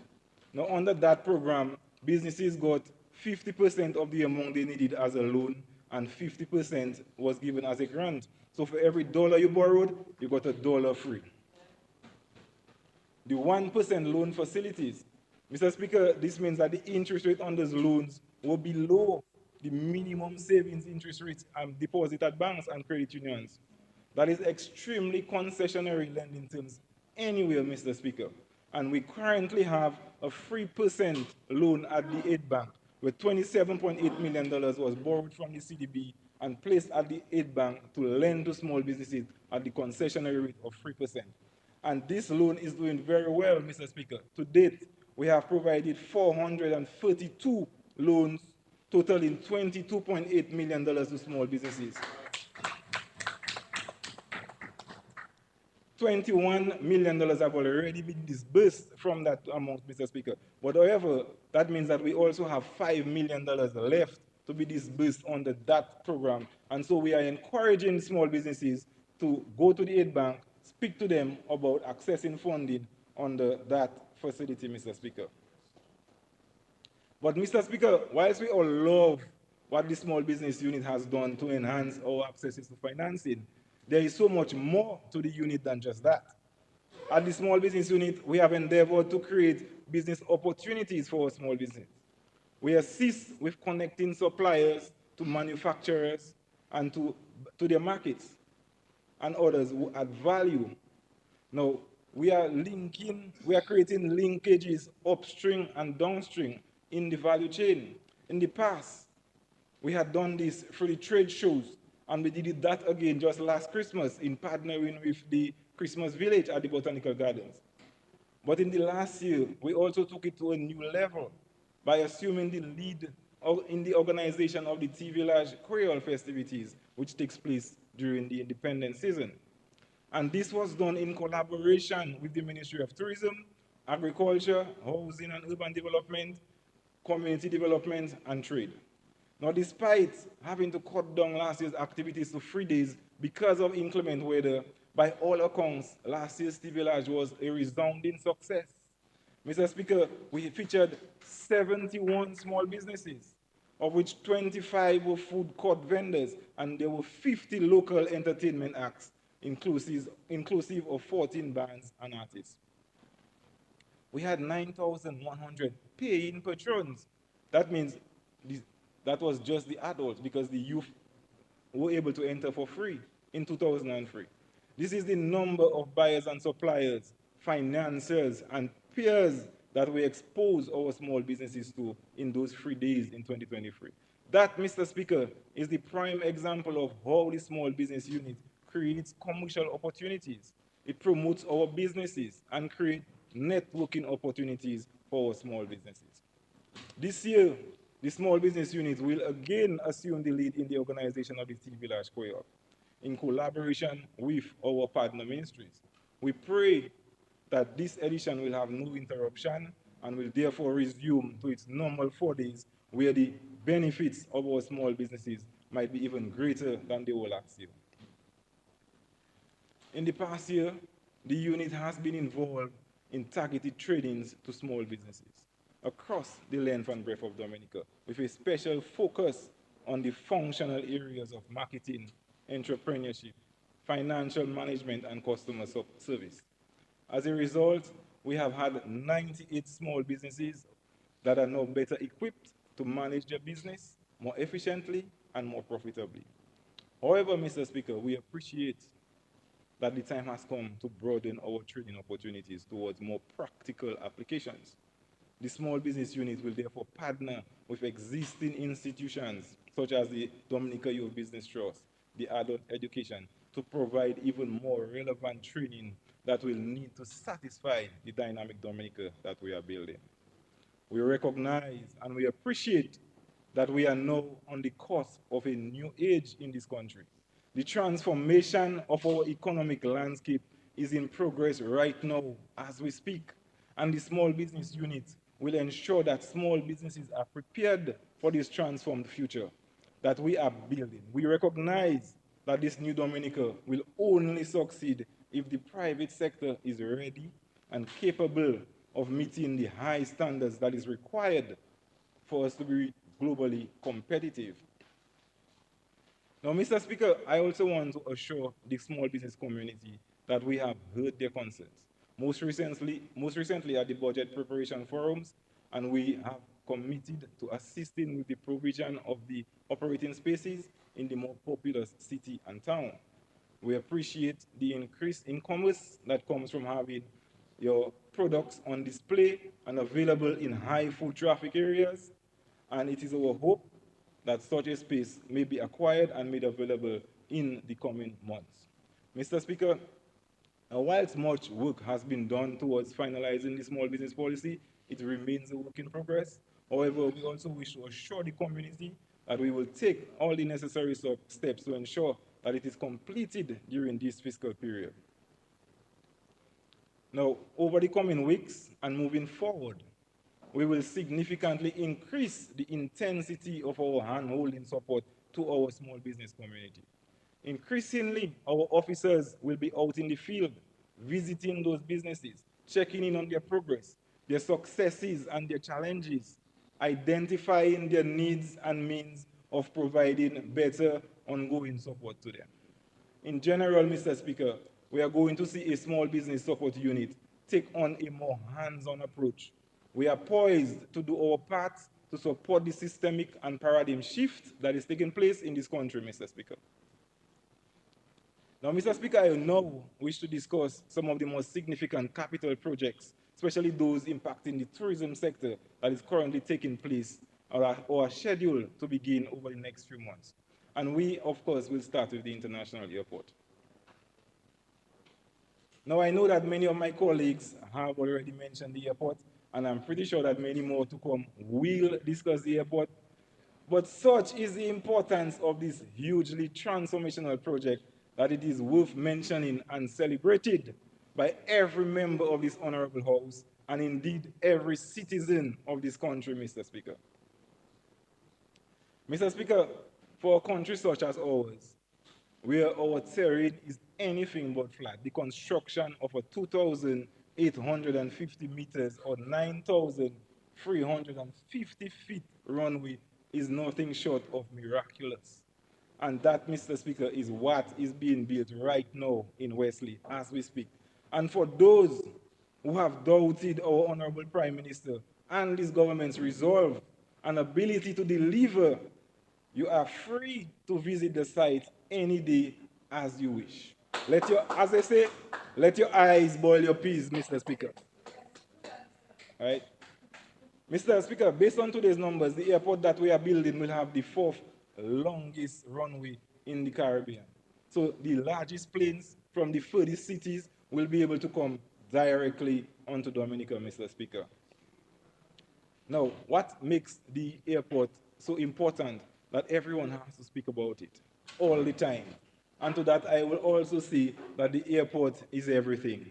The international airport is indeed a very, very big deal for this country, Mr. Speaker. Mr. Speaker, you know how some people say they're feeling like people do them mal, they're not moving. Like no matter what they do, they're not progressing. Or even as Tasha P said in a recent Calypso, she feeling like she's running on a treadmill, Like, it's like you put in all the work, but you're not reaping the just rewards and the benefits for your hard work. Well, this has been the story of Dominica and tourism, Mr. Speaker. We have worked so very hard as a country to establish and develop as the ultimate tourist destination. We have Carnival, we have TV Village, we have Creole Festival, we have Jazz and Creole, we have natural resources, we have great people with great smiles. Look at the Honorable Roberts right there, great smile. You understand? We have a low crime rate. We have beautiful landscape, beaches, seas, rivers. You name it, we have it in Dominica. And we have a very stable political climate. We have constructed 5-star hotels, and we are building more as we speak. And that is just to name a few, Mr. Speaker. Yet, despite all that, our visitor arrivals, both cruise and stayovers, are well below some very smaller islands who have a much less to offer than we do. And why is that, you might ask? The answer has remained unchanged for decades, and that is access. Getting to Dominica has improved significantly under this government. Let's not get away from that. We now have light night landing. Our runway has been extended, and so on. However, it still remains prohibitively difficult to get to Dominica from most international destinations. Currently, we only have direct international flights from Miami. Travelers are not fans of connecting flights, Mr. Speaker. It eats up their valuable time and it increases the risk that their luggage might not accompany them on the journey. So, regardless of how attractive we are, of how many accolades we receive on various travel publications, our numbers will remain stunted by the fact that it takes at least 2 connecting flights from most international destinations to get to Dominica. Mr. Speaker, the international airport will address this issue directly and forthwith. Needless to say, therefore, the issue of access challenges will soon be no more.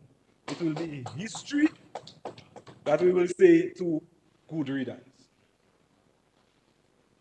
With the improved access, Mr. Speaker, we will obviously expect there to be a significant increase in the number of visitors to the country. Our present target is 500,000 by the year 2030 stay-over arrivals, stay-over visitors. Now, I believe, Mr. Speaker, that we can, if we continue to build up the accompanying infrastructure, such as the additional top hotels, restaurants, do our nighttime entertainment and such, not the butt lifts that the Honorable Skerritt said Mr. Charles wants, but good, clean nighttime entertainment, Mr. Speaker, and not to mention the completion of the cable car, the marina, the cruise village. Now I believe we can surpass the 500 target that we have. Now, so when we have met and possibly exceeded our visitors' targets, one might ask, well, what? And well, again, I will have to say, so what not? Because the increased number of visitors we are speaking of will touch every asset of our economy and our society. Visitors need rooms to sleep. Visitors need food to eat. Visitors need to be able to move around. Visitors want to enjoy our natural environment. This means that the number of hotel rooms, guest houses, beds and breakfasts, car rentals, we will need to increase all of those to meet the higher demand. This will mean that our food production on the farms and from the seas will have to be increased significantly to supply the increased demand for fresh foods from our visitors. This means that the number of taxi operators and tour guides will need to be increased to meet the higher need to move around and to travel across our beautiful island to visit our beautiful sites. Mr. Speaker, this means that jobs will be created. This means that money will be coming into our pocket. This means economic security for ourselves and for our families, Mr. Speaker. Now, Mr. Speaker, as these sectors expand and they bloom, they will in turn touch every other sector that might not be coming in direct contact with the visitors. There will be a greater demand for construction and for buildings and for the infrastructure. So the construction sector will thrive. There will be increased demand for tour guides and operators, hence an increase in the demand for motor vehicles. The banks and the credit unions that do not directly involve and consider themselves the tourism sector will obviously benefit because they have to give loans to build those buildings. They have to give loans to buy those cars and so on, Mr. Speaker. The supermarkets in your village will sell more because those farmers and those fishermen and so on that selling directly to the five-star hotels, they will go in your shop, they will come in your bar. So everybody, even if you're far away from the airport, you're going to benefit from the fact that more people on the island. Mr. Speaker, our farmers and our fisher folks' economic conditions will be improved. That means that the businesses they buy from will all do better, and the whole country as a result will do better. And I said farmers and fisher folk because I kind of speaking to my community. Because we are farmers and fishermen, like most of us in the country. Now, Mr. Speaker, now I must say that, as we're speaking about that the government, I must say thank you to the government and for committing to the completion of our fish landing sites in Dubla and in Bioche. with contracts ready to be signed in 2 weeks' time. Now, I am elated to say that the fisher folk in my constituency will be getting a lift ahead of the completion of the airport, which will therefore well position them to gain the maximum benefit that will come with the completion of the airport and the other major capital projects that I have just outlined, such as the marina. Now, on behalf of my constituents, I want to say thank you to Honorable Roland, Roy, and Honorable Julian Defoe for putting my constituency high on your chart. We appreciate it, we love you, and we are eagerly anticipating these much needed projects. So, Mr. Speaker, the international airport will take care of a matter of access into the country. We all know that 30 more minutes, 3-0. Okay, oh, 3-0. I thought your clock faster than mine, Mr. Speaker. So, Mr. Speaker, the airport will take care of the matter of access. Now, we all know that Dominica is easily one of the most beautiful islands in the world. But we also must appreciate the need to further develop the tourism infrastructure to obtain the maximum benefit from the airport. And so, Mr. Speaker, we are currently in the process of constructing a range of supporting infrastructure that will come alongside the airport. And the first one we have to speak about is the cable car. Now, Mr. Speaker, the cable car will be the longest cable car in the world. And it's going to take our visitors to the second largest boiling lake in the world. Now, Mr. Speaker, the hike to the boiling lake is a great one. Okay, one of the most fulfilling hikes one can take, and itself, it attracts numerous adventure tourists to the island. Dominica is known and loved for its hiking opportunities, and we are not looking to change that. In this budget address, our Honorable Minister of Finance outlined the government's plan to fix up 5 or 6 of our hiking trails, Mr. Speaker. So we're not looking to get rid of the hiking, but we must appreciate the fact that if a senior couple comes in on a cruise ship, sitting on the bayfront, despite the fact that they would love to see the boiling lake, we cannot expect them to hike to the boiling lake in their one little day. But these are people that really want to see our natural sites, and they have good money in their pockets that they want to spend. Now, that is where the cable car will create that incremental value, because it will take all those people that otherwise, despite their desire, would not have been able to get to that site. It will help them get to it. Now, me, myself, Mr. Speaker, I finish hike to the boiling lake. I definitely will be one of those taking the cable car to the boiling lake.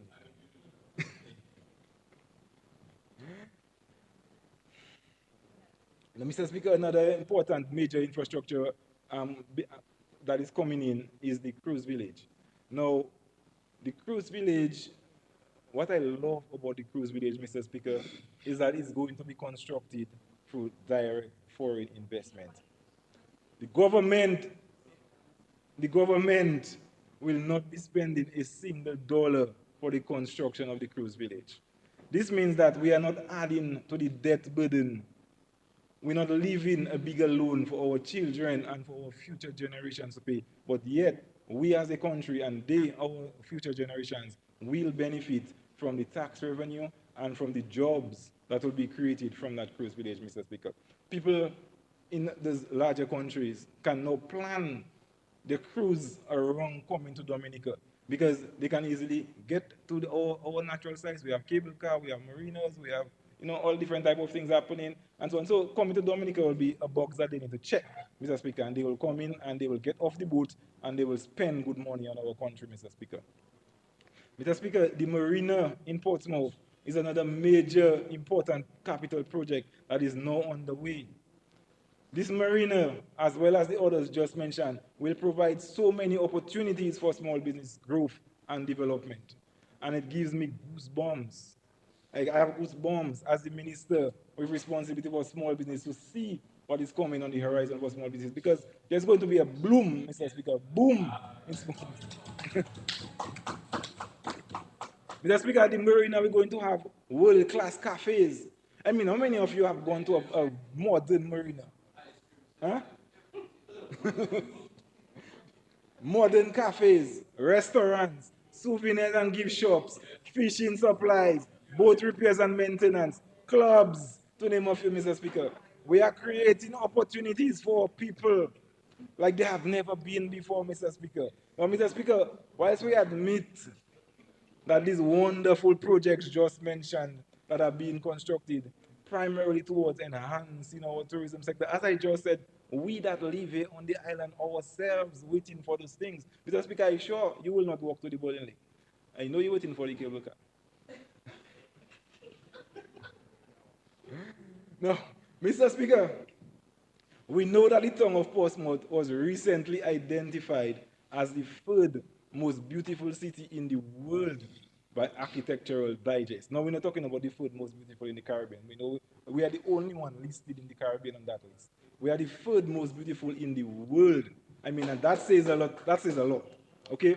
Now, the beauty of the town is one of the main things that make it so attractive to our guests. That is why we have all these five-star hotels building in the area. That is where we're hosting the Jazz and Creole. And that is where we're doing these new sporting facilities. We will put golf courses. We will do all kind of things we do in Portsmouth because Portsmouth pretty. Mister, I am Portsmouth's neighbor, so I can pick it up. No, Mr. Speaker, we cannot have our visitors entering on our nice, big, new international airport, go into the third most beautiful city in the world. By the time we finish with all what we're doing, it will be the second or the first. But then we have to have them driving on those little winding, dangerous roads that have to pass in a river, in Hampstead Estate, and those type of things. So something has to be done. We need to give the visitors an overall pleasant experience. And that is why, Mr. Speaker, on his most recent trip to China, our honorable Prime Minister again negotiated the deal of a lifetime. The Chinese, our friends, the Chinese government has agreed to construct, renovate and construct the highway from the airport directly into Portsmouth, Mr. Speaker. Now, that is a project that will entail about 30, near 30 bridges, and it will have dozens of culverts and crossings. So we can easily see how that project will cost in excess of $200 million. I mean, repairing the Loubier to Granby Road, the Granby Road, costing $172 million. So that we're talking about there will probably easily double that. Yeah, I said Granby just for it too. Okay. So, obviously, Mr. Speaker, constructing all those highways, Loubier to Granby, and definitely the airport to Portsmouth. Again, one of the things we have preached in this parliament from day one is jobs. So all those projects, again, will create jobs for our people. Even right now, with Tranquility Building right next to me, you can't walk call you and see people sitting here unemployed. Grant will tell you, there was nobody in Wesley by the road again, the block's empty. So already, those projects creating jobs like peace, Mr. Speaker. Now, before I continue, Mr. Speaker, as I said, the Prime Minister negotiated the construction of that new road when on his last visit to China. So I must once again recognize and say thanks to the People's Republic of China for stepping forward as a true friend to Dominica. Now, they always show up when we need them, Mr. Speaker, and they do so with such grace and humility. We are indeed honored by this cherished relationship, and our friends should know that we will continue to stand with them in solidarity on all major international issues, such as the One China policy. Now, Mr. Speaker, today I almost feel cheated that I am only afforded 1 hour for this presentation. Whilst we may be favored with the allocation of time, additional time from our dear colleagues and so on, I am mindful to keep this presentation, within a reasonable time. But I say, Mr. Speaker, because, I say that because this budget, it has so much in it. It has so much for us that we can discuss. So many things happening. You're feeling like you're a child in a big candy store, but you only have 25 cents. Where do you spend that 25 cents? But, we'll try our best, Mr. Speaker. In addition to those projects that are mainly affecting the tourism sector, one can discuss the many developments and investments taking place in agriculture. The opening of the tissue culture at the 1 mile. The Tissue Culture Lab at the 1 mile comes to mind. The investment being made to repair and improve the abattoir is another major noteworthy project. We can discuss the investments and strides being made in hydroponics. We can speak of the creation of this Pearl Reserve, and I picking up my visor because they give me my fish land inside. The creation of this Pearl Reserve and the benefits that will be received. Now we can discuss the investments in education. We have right now the construction of 6 schools ongoing, and again funded and with the support of the People's Republic of China. And included in that 6 schools will be the Technical Center of Excellence, and that is alongside the improvements and the expansion of the Dominica Grammar School. So the 1 hour, if we have to go into details with all the things, the 1 hour obviously is not enough. But Mr. Speaker, importantly, this year's budget includes $400,000 for the rehabilitation of playing fields. And I am happy to report to my constituents that the improvements to our sporting facilities are included in this amount. I was assured by the Honorable Judge that I am being taken care of. But Mr. Speaker, before I proceed, please allow me to express my most sincere gratitude to the government of Dominica, and especially to our Prime Minister for approving and delivering an out-of-budget $30,000 support to the Dublin football team to assist with the overseas participation in the Caribbean Football Union Club Shield competition. And that competition is now taking place in Curacao, and I want to thank the Minister of Sports, Oscar George, for his efforts in assisting me secure that assistance. Now, Mr. Speaker, the magnitude of that support is by no means lost on this PAL rep and the people of Dublin. We recognize that these are trying economic times the world over. Whilst the inflation rate is decreasing, the inflation prices have cemented. It is clear that a dollar today will not do as much as a dollar before COVID-19 and before the European and the Middle East wars. Despite this, we are presently engaged in capital projects of an unprecedented scale here in Dominica. We have expensive projects happening, and we have continued to spend large amounts maintaining our healthcare system. So $40,000 is no small amount when considering this environment in which it was given.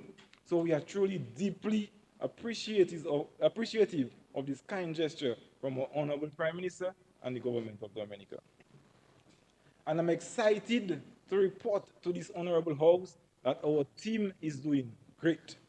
So far, we have won our first 2 matches, scoring a total of 5 goals and conceded none. Mr. Speaker, you are a football alumni, so you understand our joy. Our guys are representing us well. They are showing dignity. They are showing quality and skill on the playing field, befitting their status as the reigning champions of the Dominica Football Association Premier League. Now, Mr. Speaker, our guys are being true ambassadors for our country and the absolute pride and joy of the Dublin community. A fun fact is that on that team, we have 10 national players. 10 national players on just 1 team. I don't know, but I mean, so when you see the Dublin football team step on the field, you see in Dominica stepping on the field. You understand? I mean, I don't know, but I have not heard of any other team having 11 or even 10. So we greater Dublin run football in Dominica. I need to correct you. So, you know, I have to say, Mr. Speaker, that in Dublin, the young boys do not have to look far for their heroes. They don't care about outside people, and they're looking for people to look up to, because the people they're looking up to, they live in with and among them. They're looking up to the players on that football team. Okay, and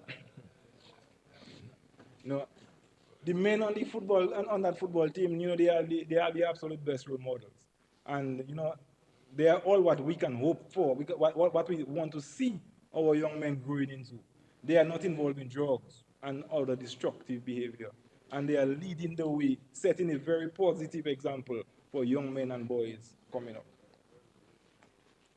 It is therefore fitting as well, Mr. Speaker, that in this budget the government has committed to the completion of the Dubla Pavilion and also to assist with the field irrigation issues.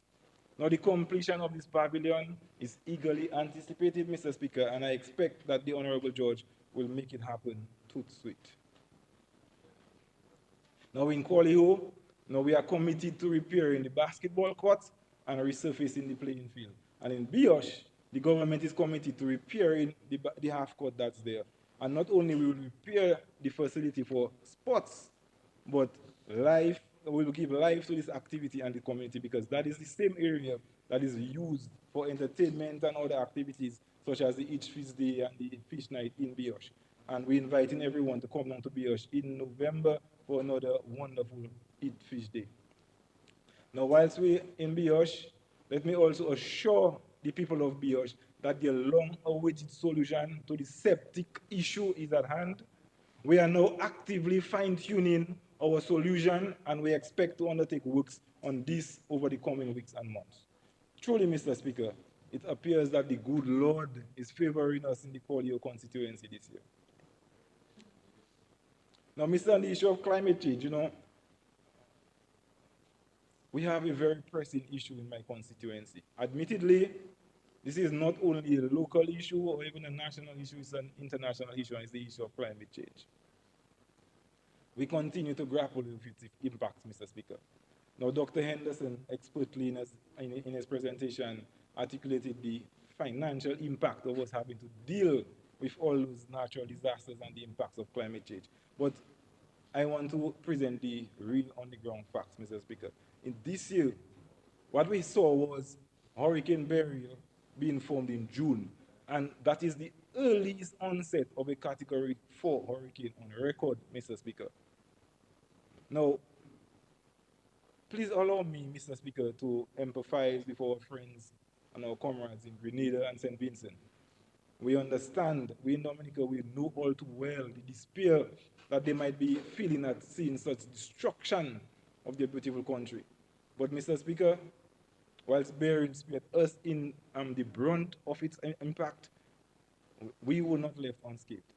Because in my constituency alone, we had 21 homes breached by high sea tides during the passage of Hurricane Beryl, with a higher concentration in the village of Dubla, but also in Biosh and in Kwaliho.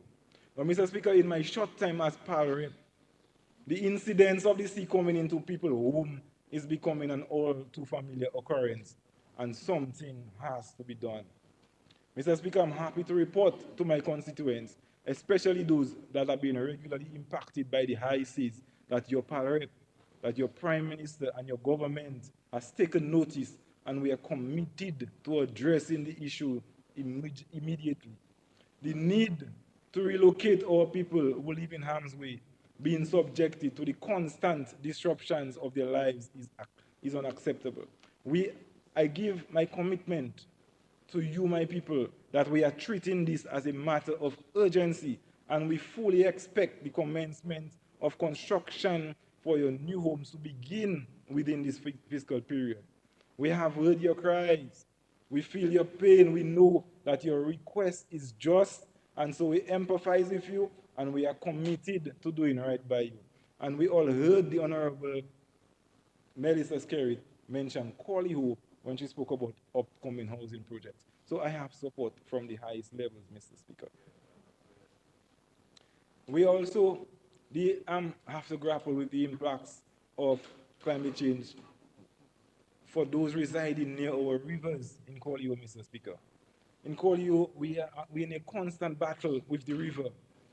We live in constant fear from flooding. Thus, we have been blessed to see phase 1 of the river wall, completed. However, we recognize that more needs to be done. Mr. Speaker, I again say thanks to the Honorable Prime Minister for negotiating the financing of the completion of the river wall in Kwaliho on his last trip to China. And I give the people of Kwaliho the assurance that the wall is coming. We will have our river wall, and our homes, our churches, our schools, our businesses will be protected. Now, let us get back to the youth of the country. And I trust that the senator is paying attention. Um, Mr. Speaker, I remain convinced that every young person in this country should be a strong, total supporter of this Dominican Labour Party government. Now, that fact, right, the fact is that any young person criticizing the government for not doing enough for the youth, or any senator criticizing the government for not doing for the youth, right, would have been born either just before or while the government has been in power. And therefore, they were not alive, or their head was in the sand for them to not to know what was happening before this government took office, Mr. Speaker. And so they cannot appreciate how far we have come because they don't well understand what was there before, Mr. Speaker. Mr. Speaker, the young academics and architects and engineers criticizing the government are persons that were educated based on the policies that this government put in place. 30 years ago, many of them would not have even grown up to be academics. Because back then, regardless of how bright you were, attending high school was not assured. Mr. Speaker, many of us know persons that passed their common entrance multiple times, but were never able to get to high school. And that is simply because their parents could not afford to send them to high school. Yeah, 10 more minutes. Mr. Speaker, I move that the Honorable Minister be given an additional 10 more minutes to complete his wonderful presentation. Motion, Mr.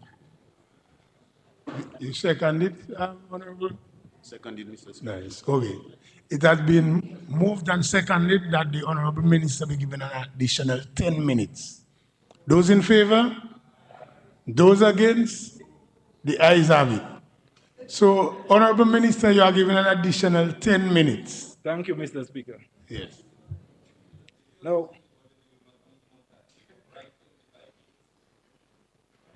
Mr. Speaker, this guy is blessed with golden spoon, so they don't know what poor people like me talking about. You understand? Them fellas, they don't struggle. So I talking now for the people that struggle. You understand? So at this juncture, them people that born with golden spoons, please stay quiet. Now, Mr. Speaker, can you imagine, Mr. Speaker, passing the common entrance along with your friends, feeling that initial elation and joy of hearing the news and celebrating your success? Then when you go home and the dust settles, your parents tell you cannot go because we cannot afford. And that is not even the worst part of it. The next year you have to go back and do it all over again. You have to go back and write the common entrance. You have to pass again, and you probably passing better than all the others. And again, you have to go back home, and you still have to be told, you can't go because we cannot afford to send you. That is not just difficult to understand. That is torture. That is torture for a little soul, Mr. Speaker. And this is what our Prime Minister, these are the kind of things that our Prime Minister met. This is what he saw. And this is why he first of all, he did universal secondary education for everybody. Okay? Then, so he get rid of the first of all, the need for you to have to pass the common entrance to be able to go to high school, because we understand that some people, they bloom late. So even if you did not pass the common entrance, maybe you were more busy driving your sec at the time, but that doesn't mean you don't have the potential and you don't have the ability to be great. Now, as we were saying, Mr. Speaker, now, that would have been damaging to anybody. Okay, it would be the torture and it would break anybody's heart. Now, we not only, now the impact of that, that is not just a loss to the individual, but that was a loss to our country as a whole. We have lost doctors, teachers, lawyers, politicians that never worked because they could not attend high school, simply because they could not afford to do so. Now, understanding this, Mr. Speaker, should highlight the significance of what our youth today are taking for granted. First, universal education was created, and there I now see universal tertiary education.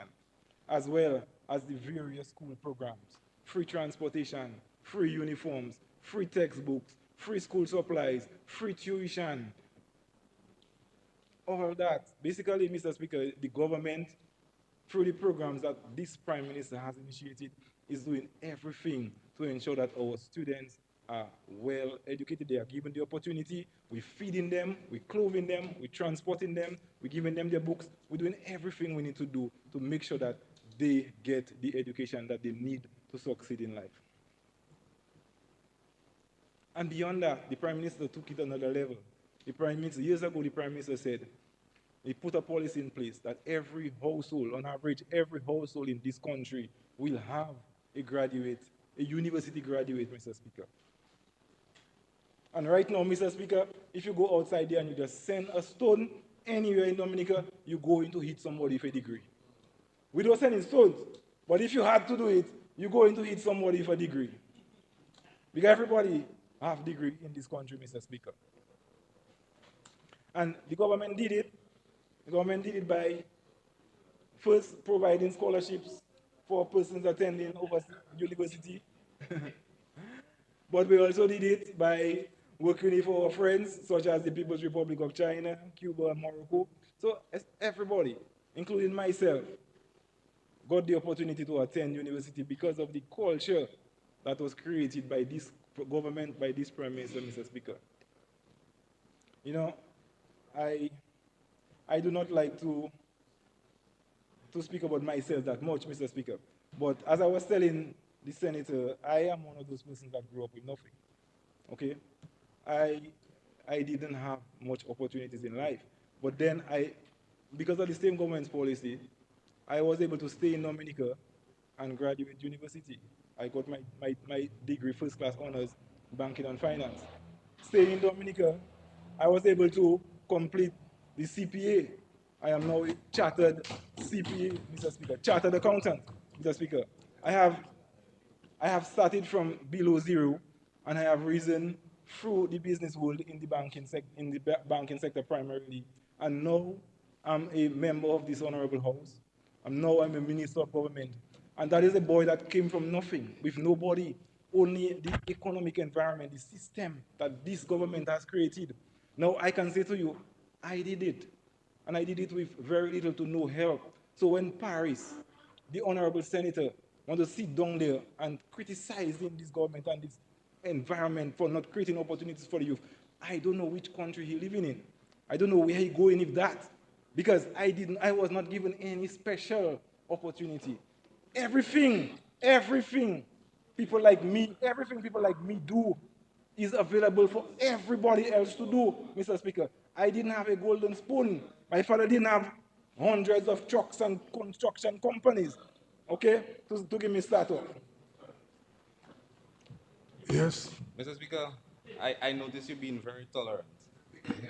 No, but two cannot be standing. The gentleman, But Honorable Senator, I'm going to ask the minister to proceed because no, Mr. this is minor. No, but Honorable, you can't be Honorable addressing me. You have to Minister, address proceed. you. It's not a Proceed. personal thing. You have to address you. No. Proceed. Take your seat, Honorable Senator. It's not a personal Proceed. thing. It's you. Proceed. No, Mr. Speaker, I mean, when you're in this honorable house, Mr. Speaker, if you give in fire, you have to have a little thickness on your skin. You have to take something. You understand? If you can't take, don't give. You know what I mean? Or you giving people on my boy and everywhere else, or you can't take a little knock on the shoulder. No. No. Now, Mr. Speaker, all what I was just speaking about there, that is with respect to education. Just education alone we talk about there. We know that. Yes, Honorable Minister, stay focused and deliver. This government has also made it so that every person under 18 will have full access to medical treatment at any government facility in this country, Mr. Speaker. So if you're under 18 and you get sick, you can get treated at any government facility for free. That did not exist before the Prime Minister implemented that policy, Mr. Speaker. The Dominica Youth Business Trust was created in 2004 by this Dominica Labour Party government, Mr. Speaker. and where we provide training, hand-holding support, and grants, free money to young entrepreneurs looking to start or to build their businesses, Mr. Speaker. Mr. Speaker, and once again, this Dominican Labour Party government is stepping up to bat for the youth of this country. Thanks to the generosity of the People's Republic of China, we are now in the process of the 6 schools, as I was saying already. And included in that 6 school is the Technical Center for Excellence, where we will provide opportunities for learning that are currently unavailable anywhere on the island or even in the region. But these skills is what we will need for this new dynamic Dominica that we are building, Mr. Speaker. Mr. Speaker, we are ensuring that the youth will have every opportunity to succeed in a big way in this, our new Dominica.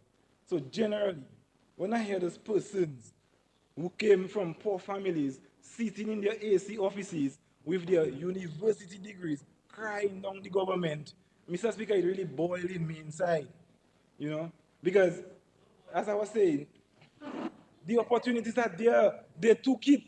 You know, those that sit down in there, they took it. They benefited from it.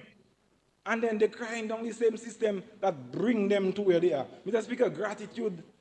I'm sure, I don't know exactly which verse, but I'm sure the Bible says you have to be grateful.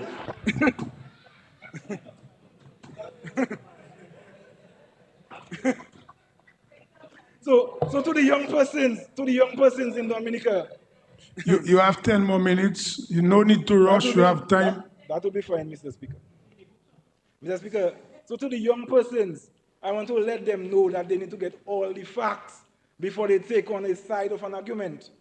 Especially when the one you might be siding against might be the very one that has given you everything that it needed to support you. The one that has been responsible for helping you to get to where you are.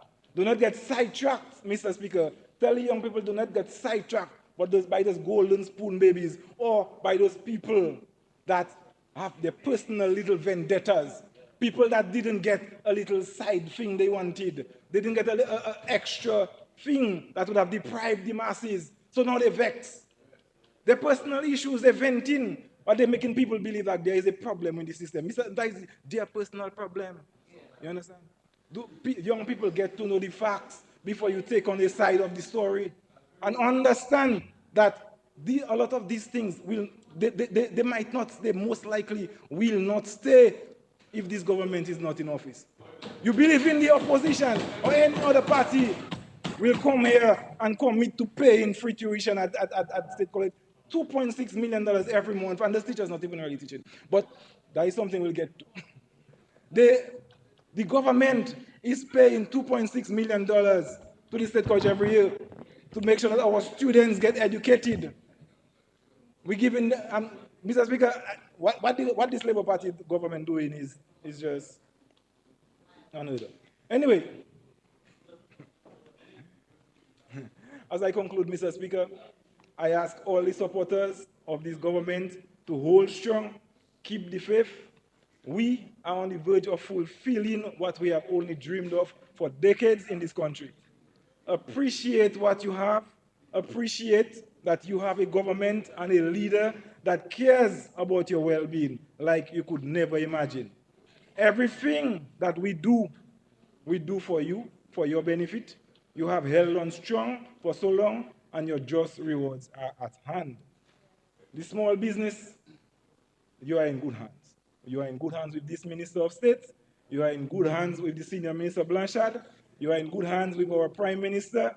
You are in good hands with this government. The Corleo constituency, you are in good hands with this Rep. You are in good hands with this Prime Minister. Don't get sidetracked and begin to doubt what you already know, that this Dominican Labour Party government is the only one that can do it. The only one that can make things happen for you.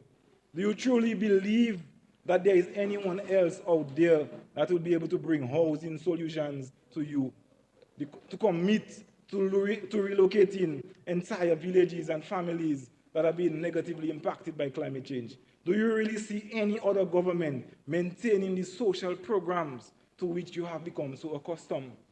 Think of our children, think of our seniors, and trust that they are safe only with this government in charge.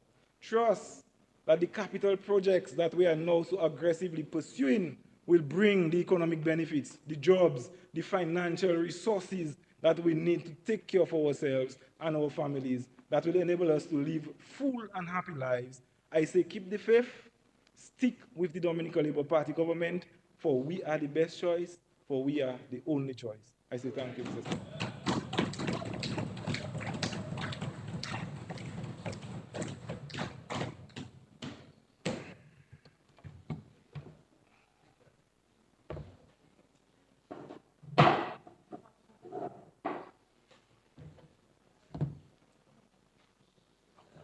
Mr. Speaker, I move that this honorable house be suspended until 7 p.m. this evening.